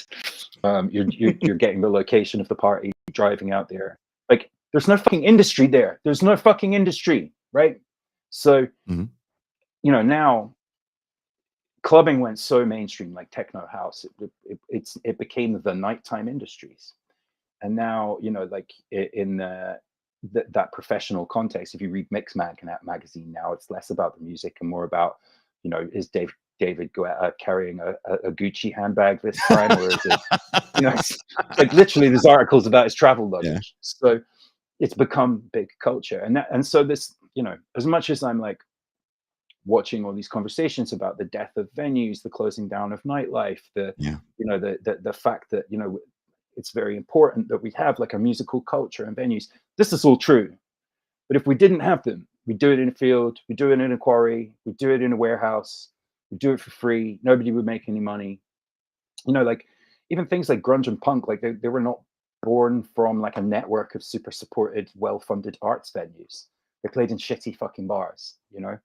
But those Um, shitty bars did I will push back a little and say those mm, shitty fucking bars as someone that played shitty fucking bars as a kid, they did foster a certain kind of talent because there was a hierarchy. I can't speak for where you're from. There was 100%. a And hierarchy of venues. I've played those shitty bars too, and it used to be able to play, you know, like a slightly bigger one and a slightly bigger Yeah, one, and yeah, it's like yeah. that's what you can't do now. It's all the mid level. No, That's kind of what's no. collapsed. But I guess what And I'm saying is there like it to your point that nothing original's come around in a long time. I agree, but it's, well, it's hard. It's hard. I don't think it comes from a well-funded, you know, like industry. I think it quite often comes from people going, you know what, the fucking clubs are terrible. All they play is Gold by, you know, Spandau Ballet. Like we're gonna get a sound system in a field. I don't know. Well, Being a part of I'll Rave give you made this. anything feel possible. You I'll know. give you this, and I agree with that. I can't say you're wrong. Right. I have to agree with that. I have to because you're just right. And I'll add this at the book launch I did. That video is up, by the way. For the pamphlet I wrote, we're talking with these dudes: Craig Cicero from Forbidden, Chris Contos, the original drummer of Machine Head and Attitude Adjustment, and Rick Hunolt of Exodus. And they're all talking about, and they all stop to be like, "Hey, rest in peace." I can't remember his name. There was a black man that owned this little club in Berkeley, California, and it's where all the metal bands could play. Mm. And there's a record store called Rasputin Records in Berkeley that for the longest time they had a memorial to this dude and all the shows. They had some old show flyers. And it was a cool cross mix of like Suicidal Tendencies and Megadeth playing with Exodus, you know, which is, you know, you're crossing punk and hardcore and metal and all these things. The Dead Kennedys with, you know, all those bands came through there and they were like, we would never be where we are if this man didn't give us a place to play. Yeah. So there'll always be people like that guy in there who make things happen. You know. I don't know because rents are too high. Yeah, it's more difficult, but they're still going to exist. But it's going to be more difficult. They're going to be fewer of them. But like Definitely. someone in the comments has just said there, Janos, hi Janos.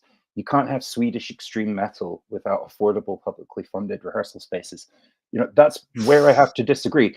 I believe that if you didn't have those affordable, publicly funded rehearsal spaces, Swedish extreme metal would find a way. It would just be more difficult.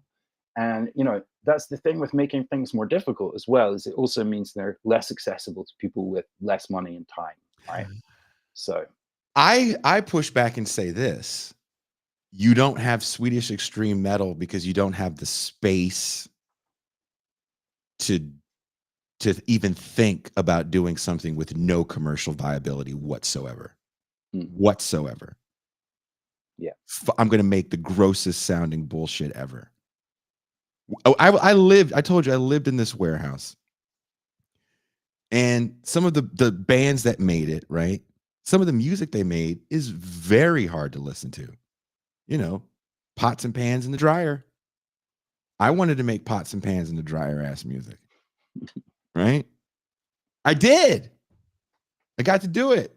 Didn't make any money because that's why I'm living in this warehouse where I have rats as roommates.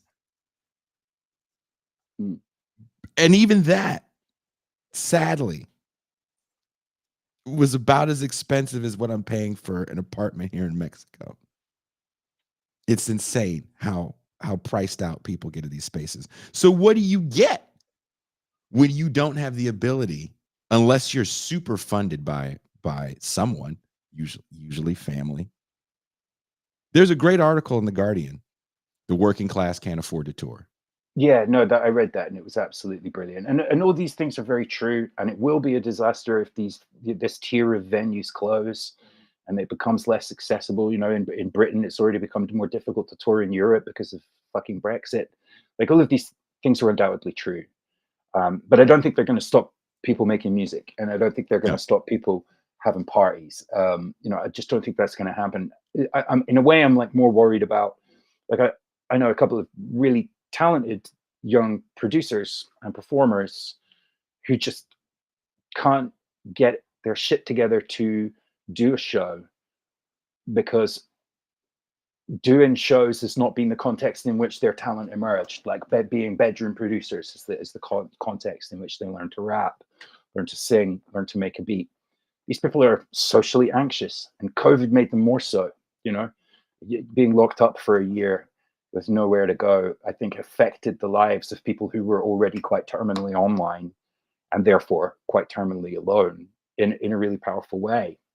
So I worry more about that, like more about the fact that the very technology that could enable us all to do a little bit of bedroom creating Mm-hmm. is also the technology that could kind of lock us up behind a glass screen, Oh, it's already feeling like doing that's that. the only way we can share our music is like putting it on Spotify, where if you don't get 1,000 plays, the money goes to Taylor Swift anyway. It's done. That's a Yeah. really sad reality to me because the people that I'm talking about are like gifted songwriters and lovely people who I would like to see have a social world come out with their music, because that's what music's also been Yeah. about for me, was going and hanging out, right? But But I'm an old head. but So that's it. But that's the thing. So back to the whole, like, how does it change everything? The bedroom musician, John Frusciante, for example, is a bedroom musician. I'm not a Chili Peppers fan. We're just going to reference him for reference's sake. Please don't hold it against me. John Frusciante, for example, brilliant guitar player. I will never take anything away from his guitar playing. Brilliant guitar player. Gets a gig with the Chili Peppers out of the bedroom.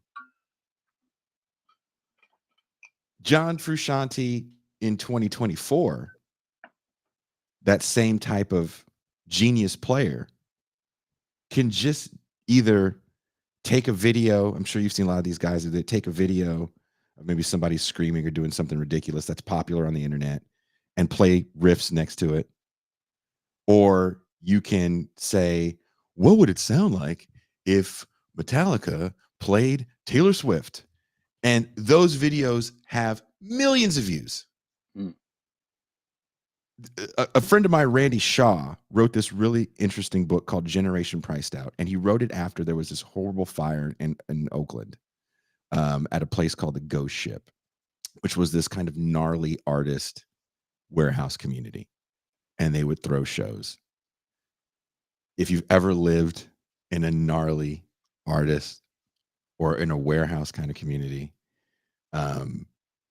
there's a lot of, just plug that into there and plug it into there and tap that into there. So the place caught on fire. I think oh 30 or 40 no, people died. And the city I of think I Oakland, read about this. yeah, the city of Oakland came down hard on Mm, cats living in warehouses. hmm Um, Mystic Journeyman, who becomes Living Legends, is famous for living in this warehouse.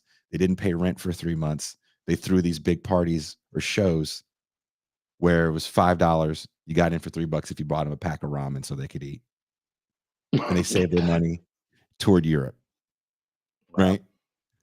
right? Rent was cheaper. You could do that in those spaces. When the ghost ship fire happens, they're going to every warehouse they can find Shutting it down. and shutting it down. And then stupid people are going to these city council meetings. I live in blah, blah, blah place, and Mm, I can't have blah. We need regulations. And they go, oh, you live where? Okay. Shutting it down. mm.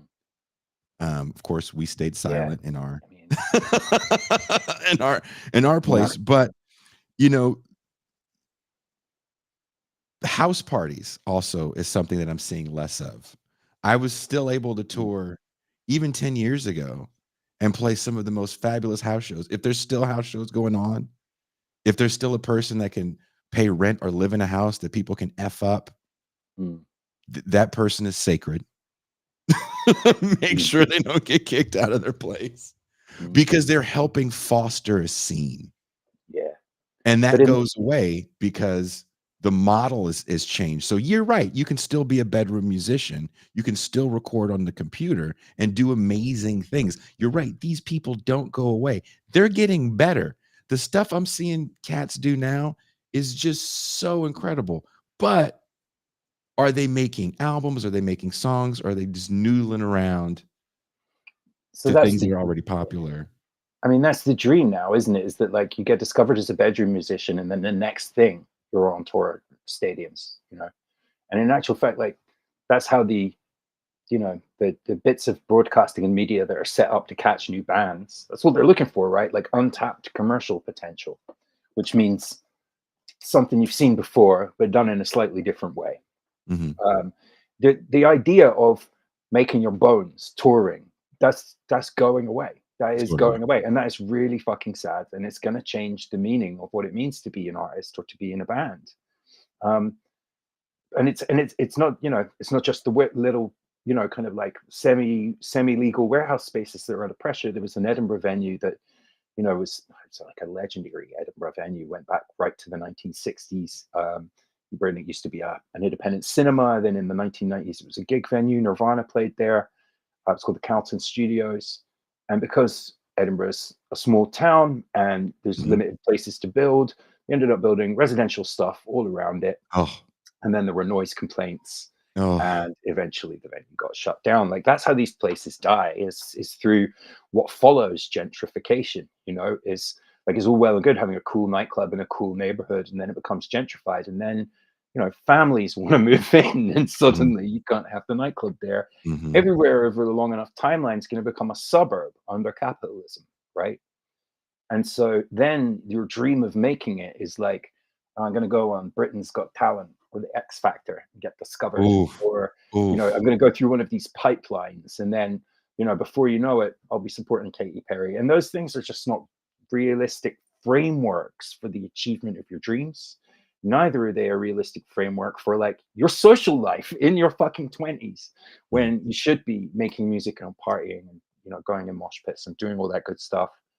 I've only been to one of the kind of warehouse spaces like you describe. It was in Auckland in New Zealand, and there were like visual artists hanging out there, like had their studios there, bands practiced there, and then every Friday night there was a gallery show come, performance. And honestly, like I wandered around the whole thing being like, how the fuck do I get in on this shit? Like, deal me the fuck in. I don't want to go back to normal life. But I understand there'd be sacrifices, like you're saying. You're living in a space like that. Maybe it does burn down. Maybe there are rats running across your sleeping bag. Maybe your room's not secure, and fuckface down the hall is, trying to break in at night. So yeah, it's I had a friend. I was bitching one day because I was living there. I worked there. I managed it. Stone cold sober. I'm boringly sober my whole life. No one else was, as you can imagine.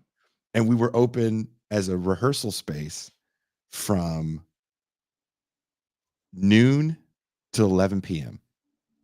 And after 11 p.m., you would think it was 11 a.m.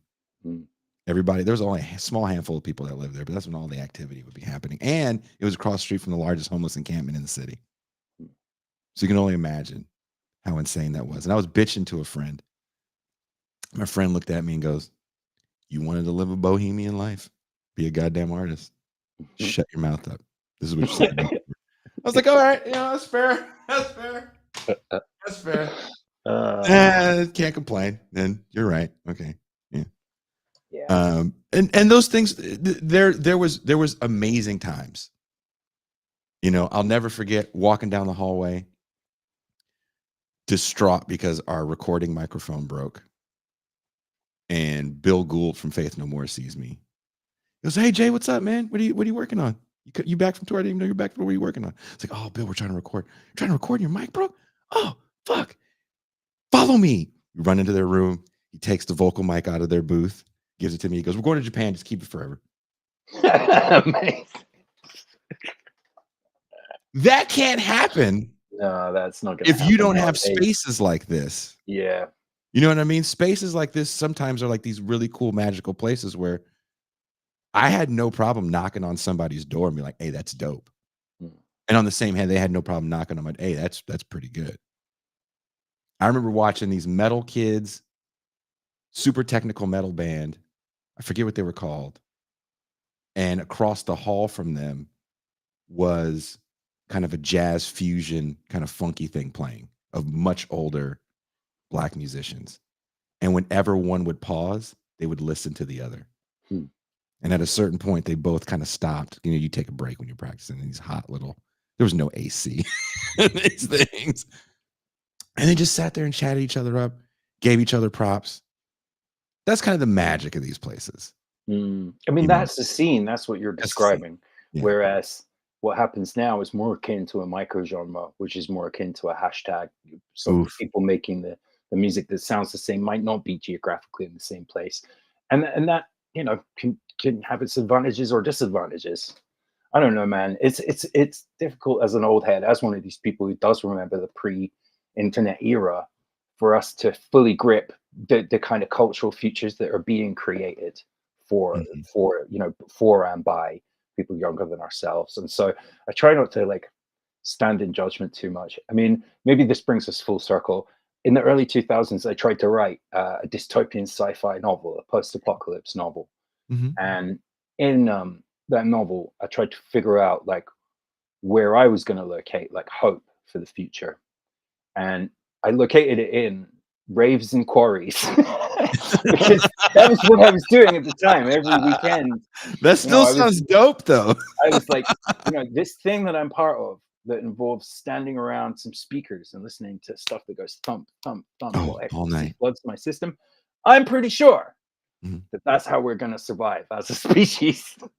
So maybe, maybe the people writing dystopian sci-fi right now are convinced that some form of online organization is what's going to build that community. But for me, community has always been about being in a physical space, like you're describing, being on the same drugs, Yeah. being at the same vibe, and that's never required an industry.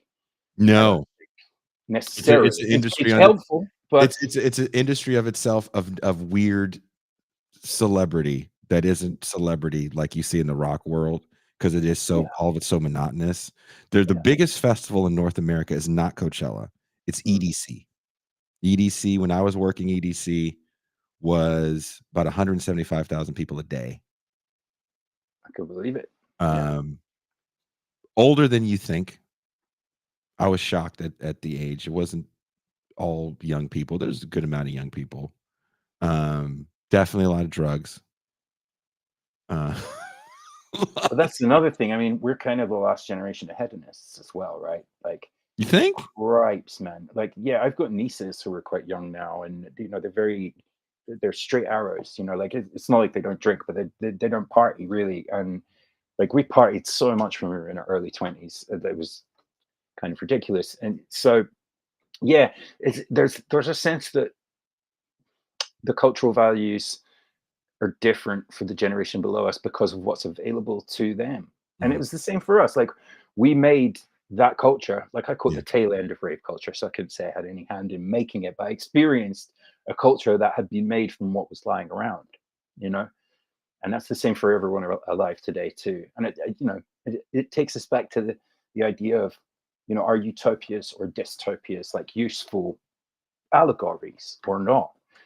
They're only useful if they're built from the parts that are available in the present. You know, they're not useful if they're built of things that are kind of too abstract. You know, so I Mhm. think that's where it comes back to for me is that like those were the utopian moments that I experienced. Where standing in a field with a bunch of people on the same drugs as me. That's the most utopian I've ever felt. So that's where I tried to. Needless to say, the novel did not Well, become. is that go taking it all the way back to the Repo Man conversation. When we Mm, meet Emilio Estevez's character at the generic supermarket that he gets fired from, we then see him at a punk show party, get together, hang. And for him, that's back to utopia. This is life that makes sense. And he goes upstairs with his lady friend where he folds his pants, right? Goes to the bathroom, comes back, and his buddy's in the bed with him. And they pretty much tell him to fuck off. And it's like right there he finds out that this utopia that I thought I had, the comradeship that I thought I had is all a lie. It's individual whack ass hedonism, which yeah, to some degree I always point at the hippies. yeah. People And so love acting like they were not libertarians. yeah, and the shine came off raving for me when everyone got into ketamine. So Mhm. there's that too. But no, I think it's a difficult one. I mean, like I've done a lot of shitting on online people today. I feel like, and I feel like I should walk that back a little bit. Mike Watson from Revol Press has written really excellent stuff about the political potentialities of spaces online, Mhm, and of the political potential in the way that online games offer a space for cooperation. Like mhm, when you play in a game in a team, you're making decisions, you're taking actions, you have agency, and you have comrades. That made sense to me a lot recently. I was playing Helldivers 2, mhm. back to the wall, shooting some bugs. Guys from all over different parts of the world helping me defend you know um, super Earth from the alien invasion. So obviously that's part of a corporate structure. That game is a Sony product, and so we're playing it within a corporate structure. So it's maybe not a great example, but you still get that feeling of community.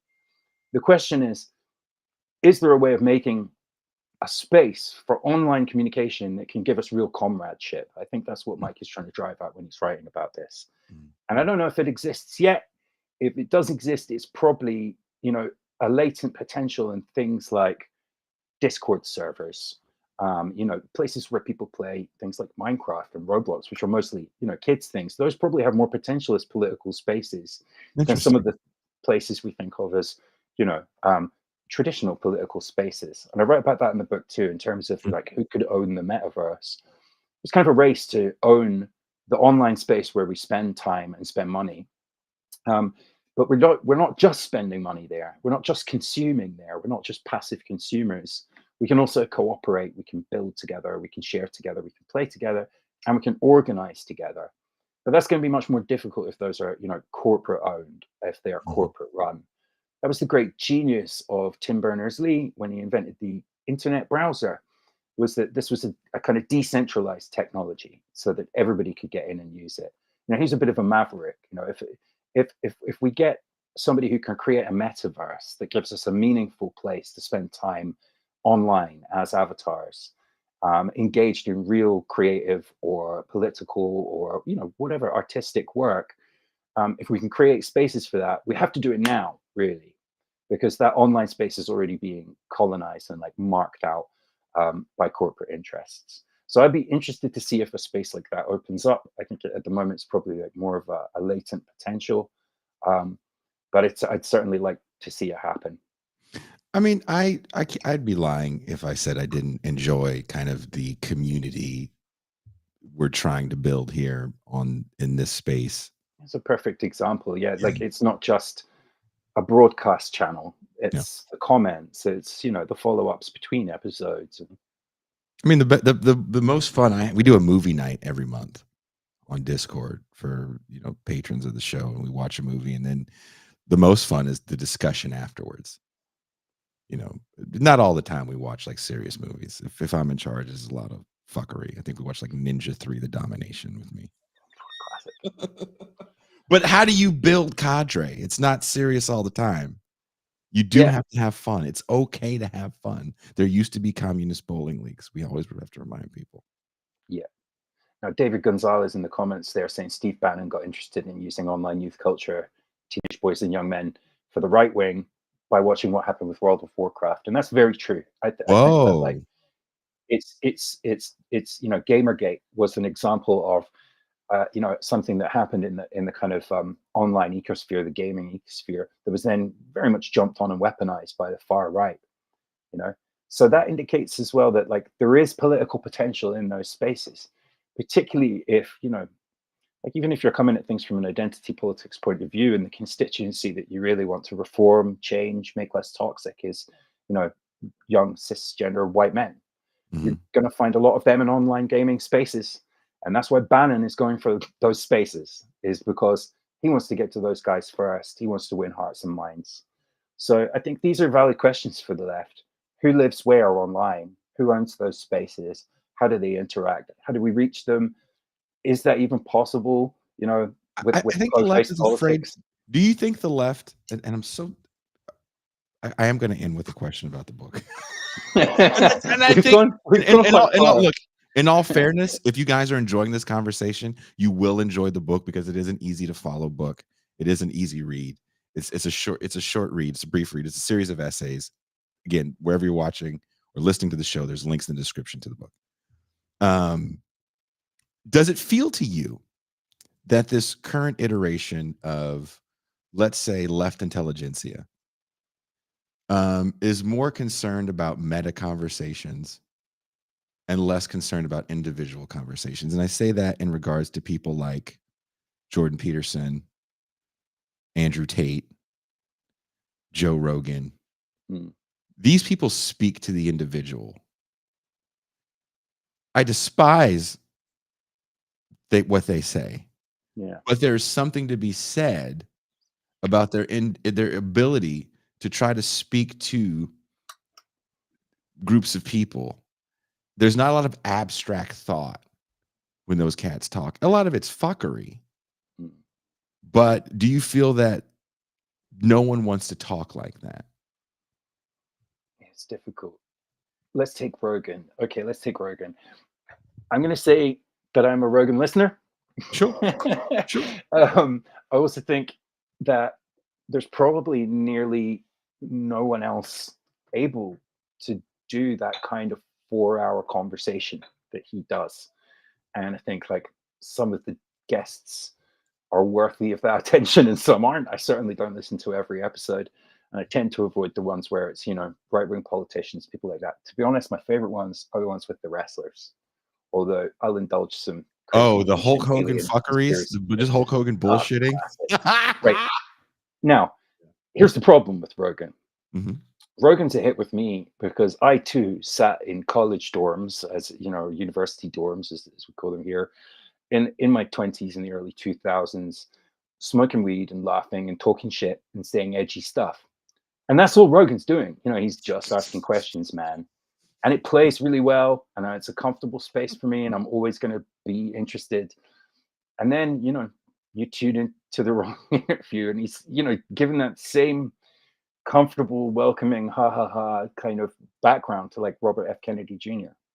So it's a difficult one. I think, the problem with Joe Rogan is that Joe Rogan has a big audience. Yeah. Joe Rogan, the format, Joe Rogan, the person, none of these are like bad things at all. It's just that 10 million people are kind of trying to take that as gospel. It's just not a very good source of gospel. It's not like, there's not a lot of tissue to the ideas explored there, other than, but weirdly, I mean, I'm trying to not do something too dissimilar on a philosophy podcast with my own podcast, Strange Exiles. I don't want it to be an adversarial space, but I also don't want to just have people on who agree with me. I want to explore ideas that are conversations. Yeah.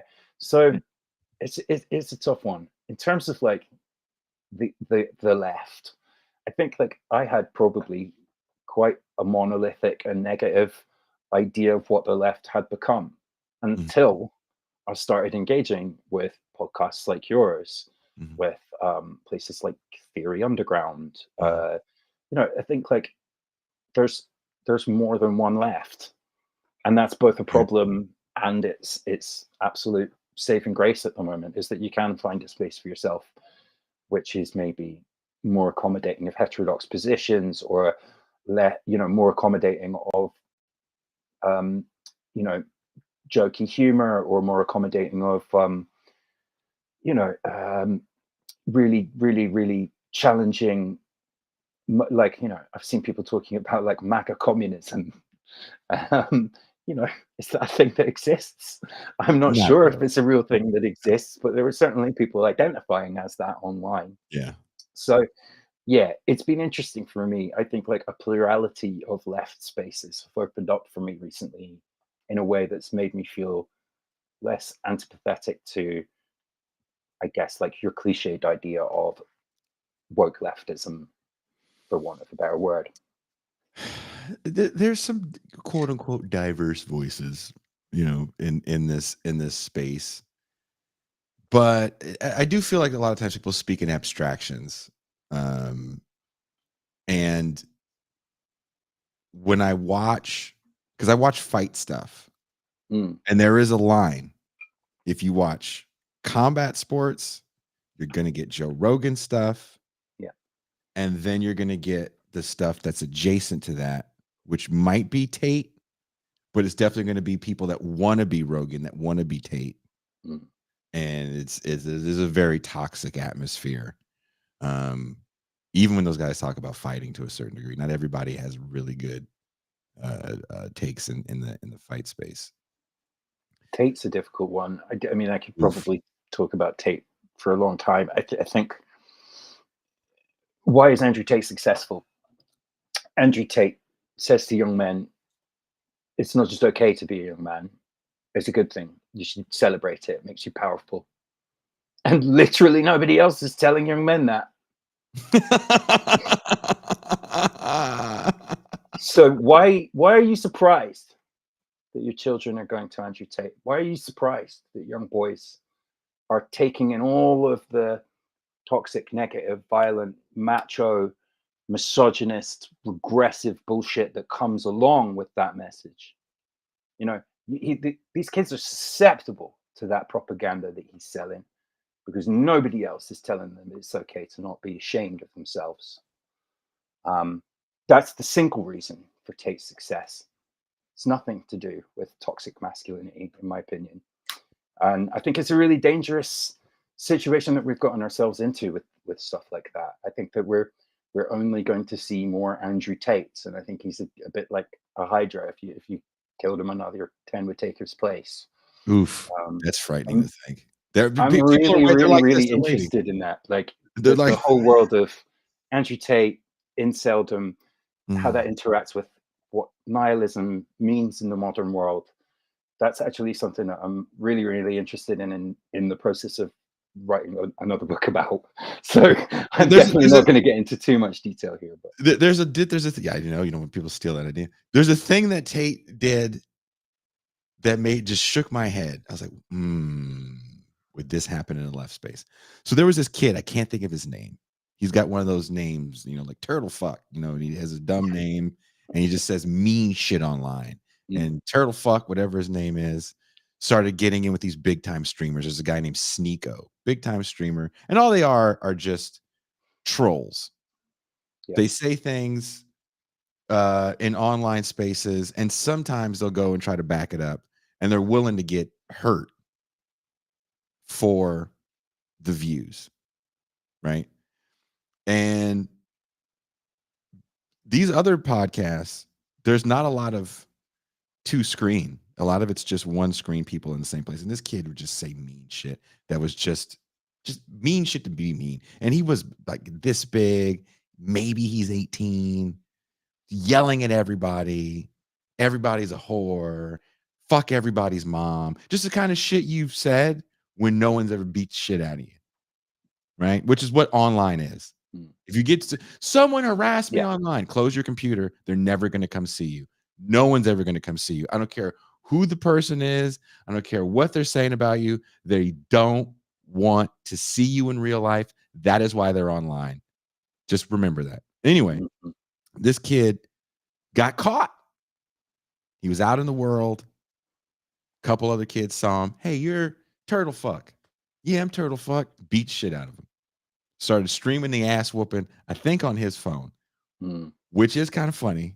Damn. But right? So they beat the kid up and they make him say something. I can't remember what it was, which is like, oof, that's bad. And the kid was like crying. And he went on a stream and apologized. Hey, got shit beat out of me. I'm so sorry. I'm a weakling. I don't know how to fight. I don't want to be like this anymore. Andrew Tate reaches out to this kid and says, I saw what happened to you. I think you learned your lesson. I'm going to teach you how to fight. He's a professional fighter. Not a bad professional fighter either. Andrew Tate will fuck you up. If you don't know what you're doing, you better come at him with a bottle or a gun. I'm not trying to look cool in front of Andrew Tate. Bitch, I will shoot you.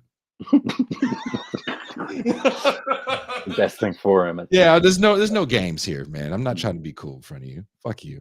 Got a bat, bitch. Better Krav Maga this shit out of my cold dead hands. Mm.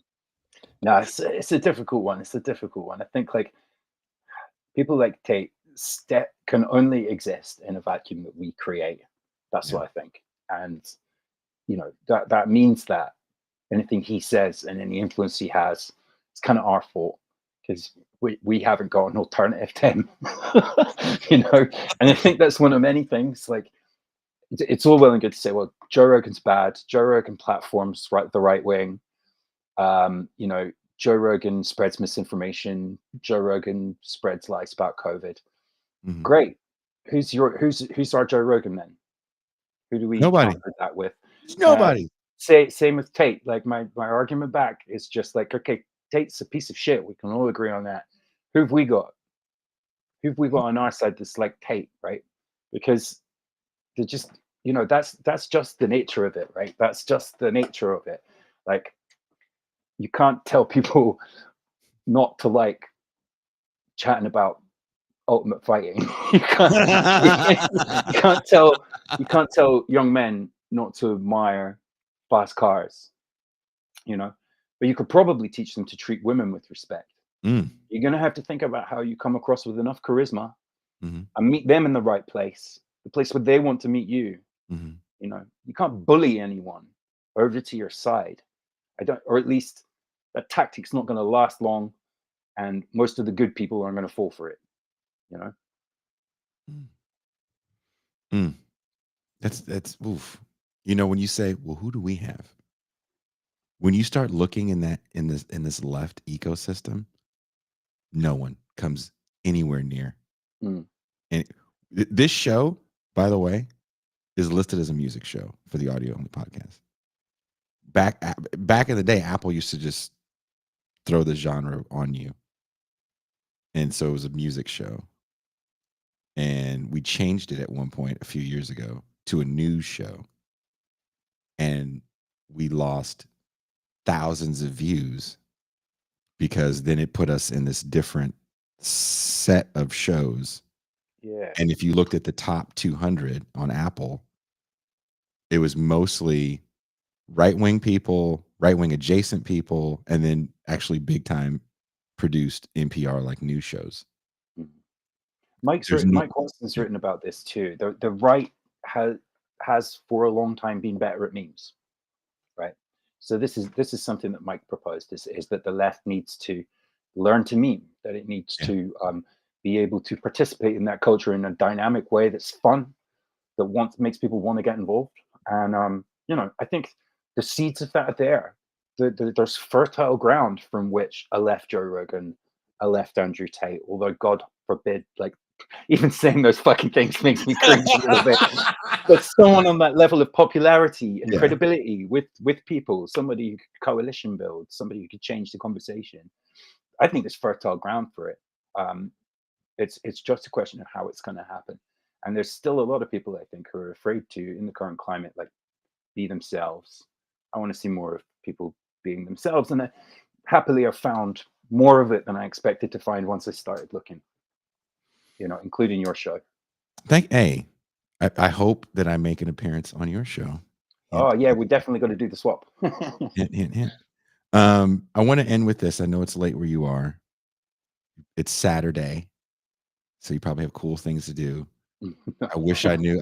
Dude, I haven't seen my friends. I haven't seen my friends in Glasgow in over 10 years, and I've been itching to go back because again, I was stuck there, by the way, and they had a VPN. I think I want to say they had a VPN, so they got the Food Network, and it was my buddy and his girlfriend. I think he's married now, and they were like, "Do you know how to make American food?"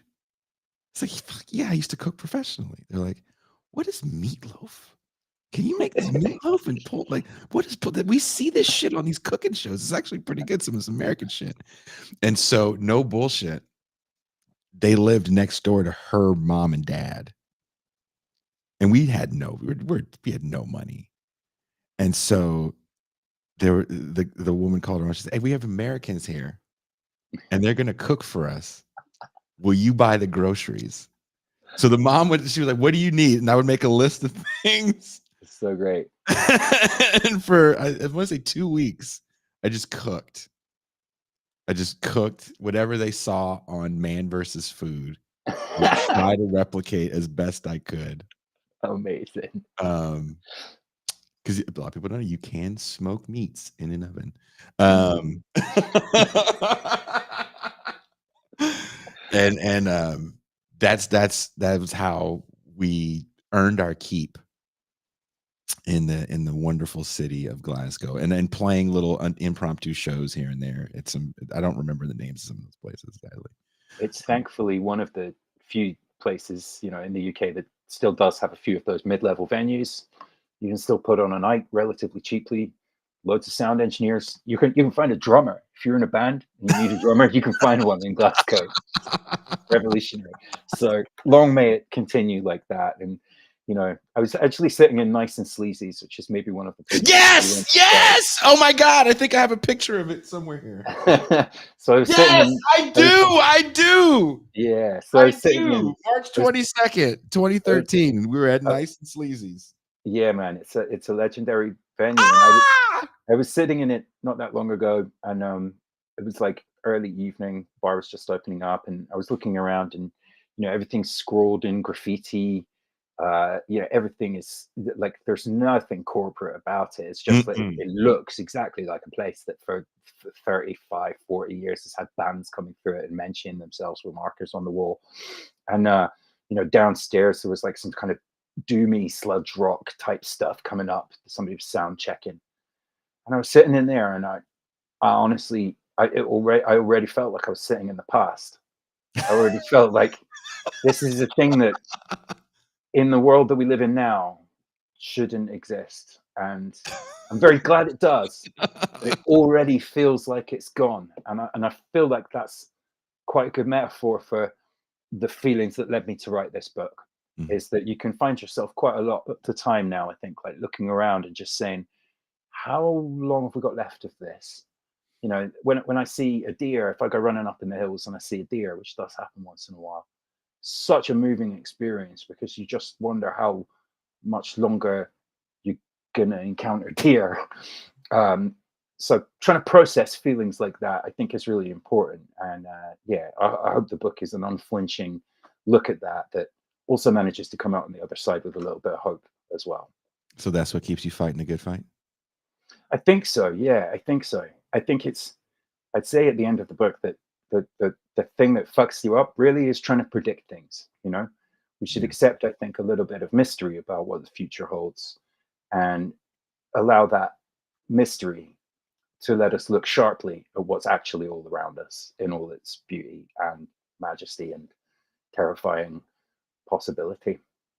I'm gonna try to use that analogy for my love life as well. I fuck shit up all the time. Trying to predict the future, man, it's not a good place to try to do it. You're gonna leave Absolutely. me? Um, Thank you so much. Thank you so much, Bram.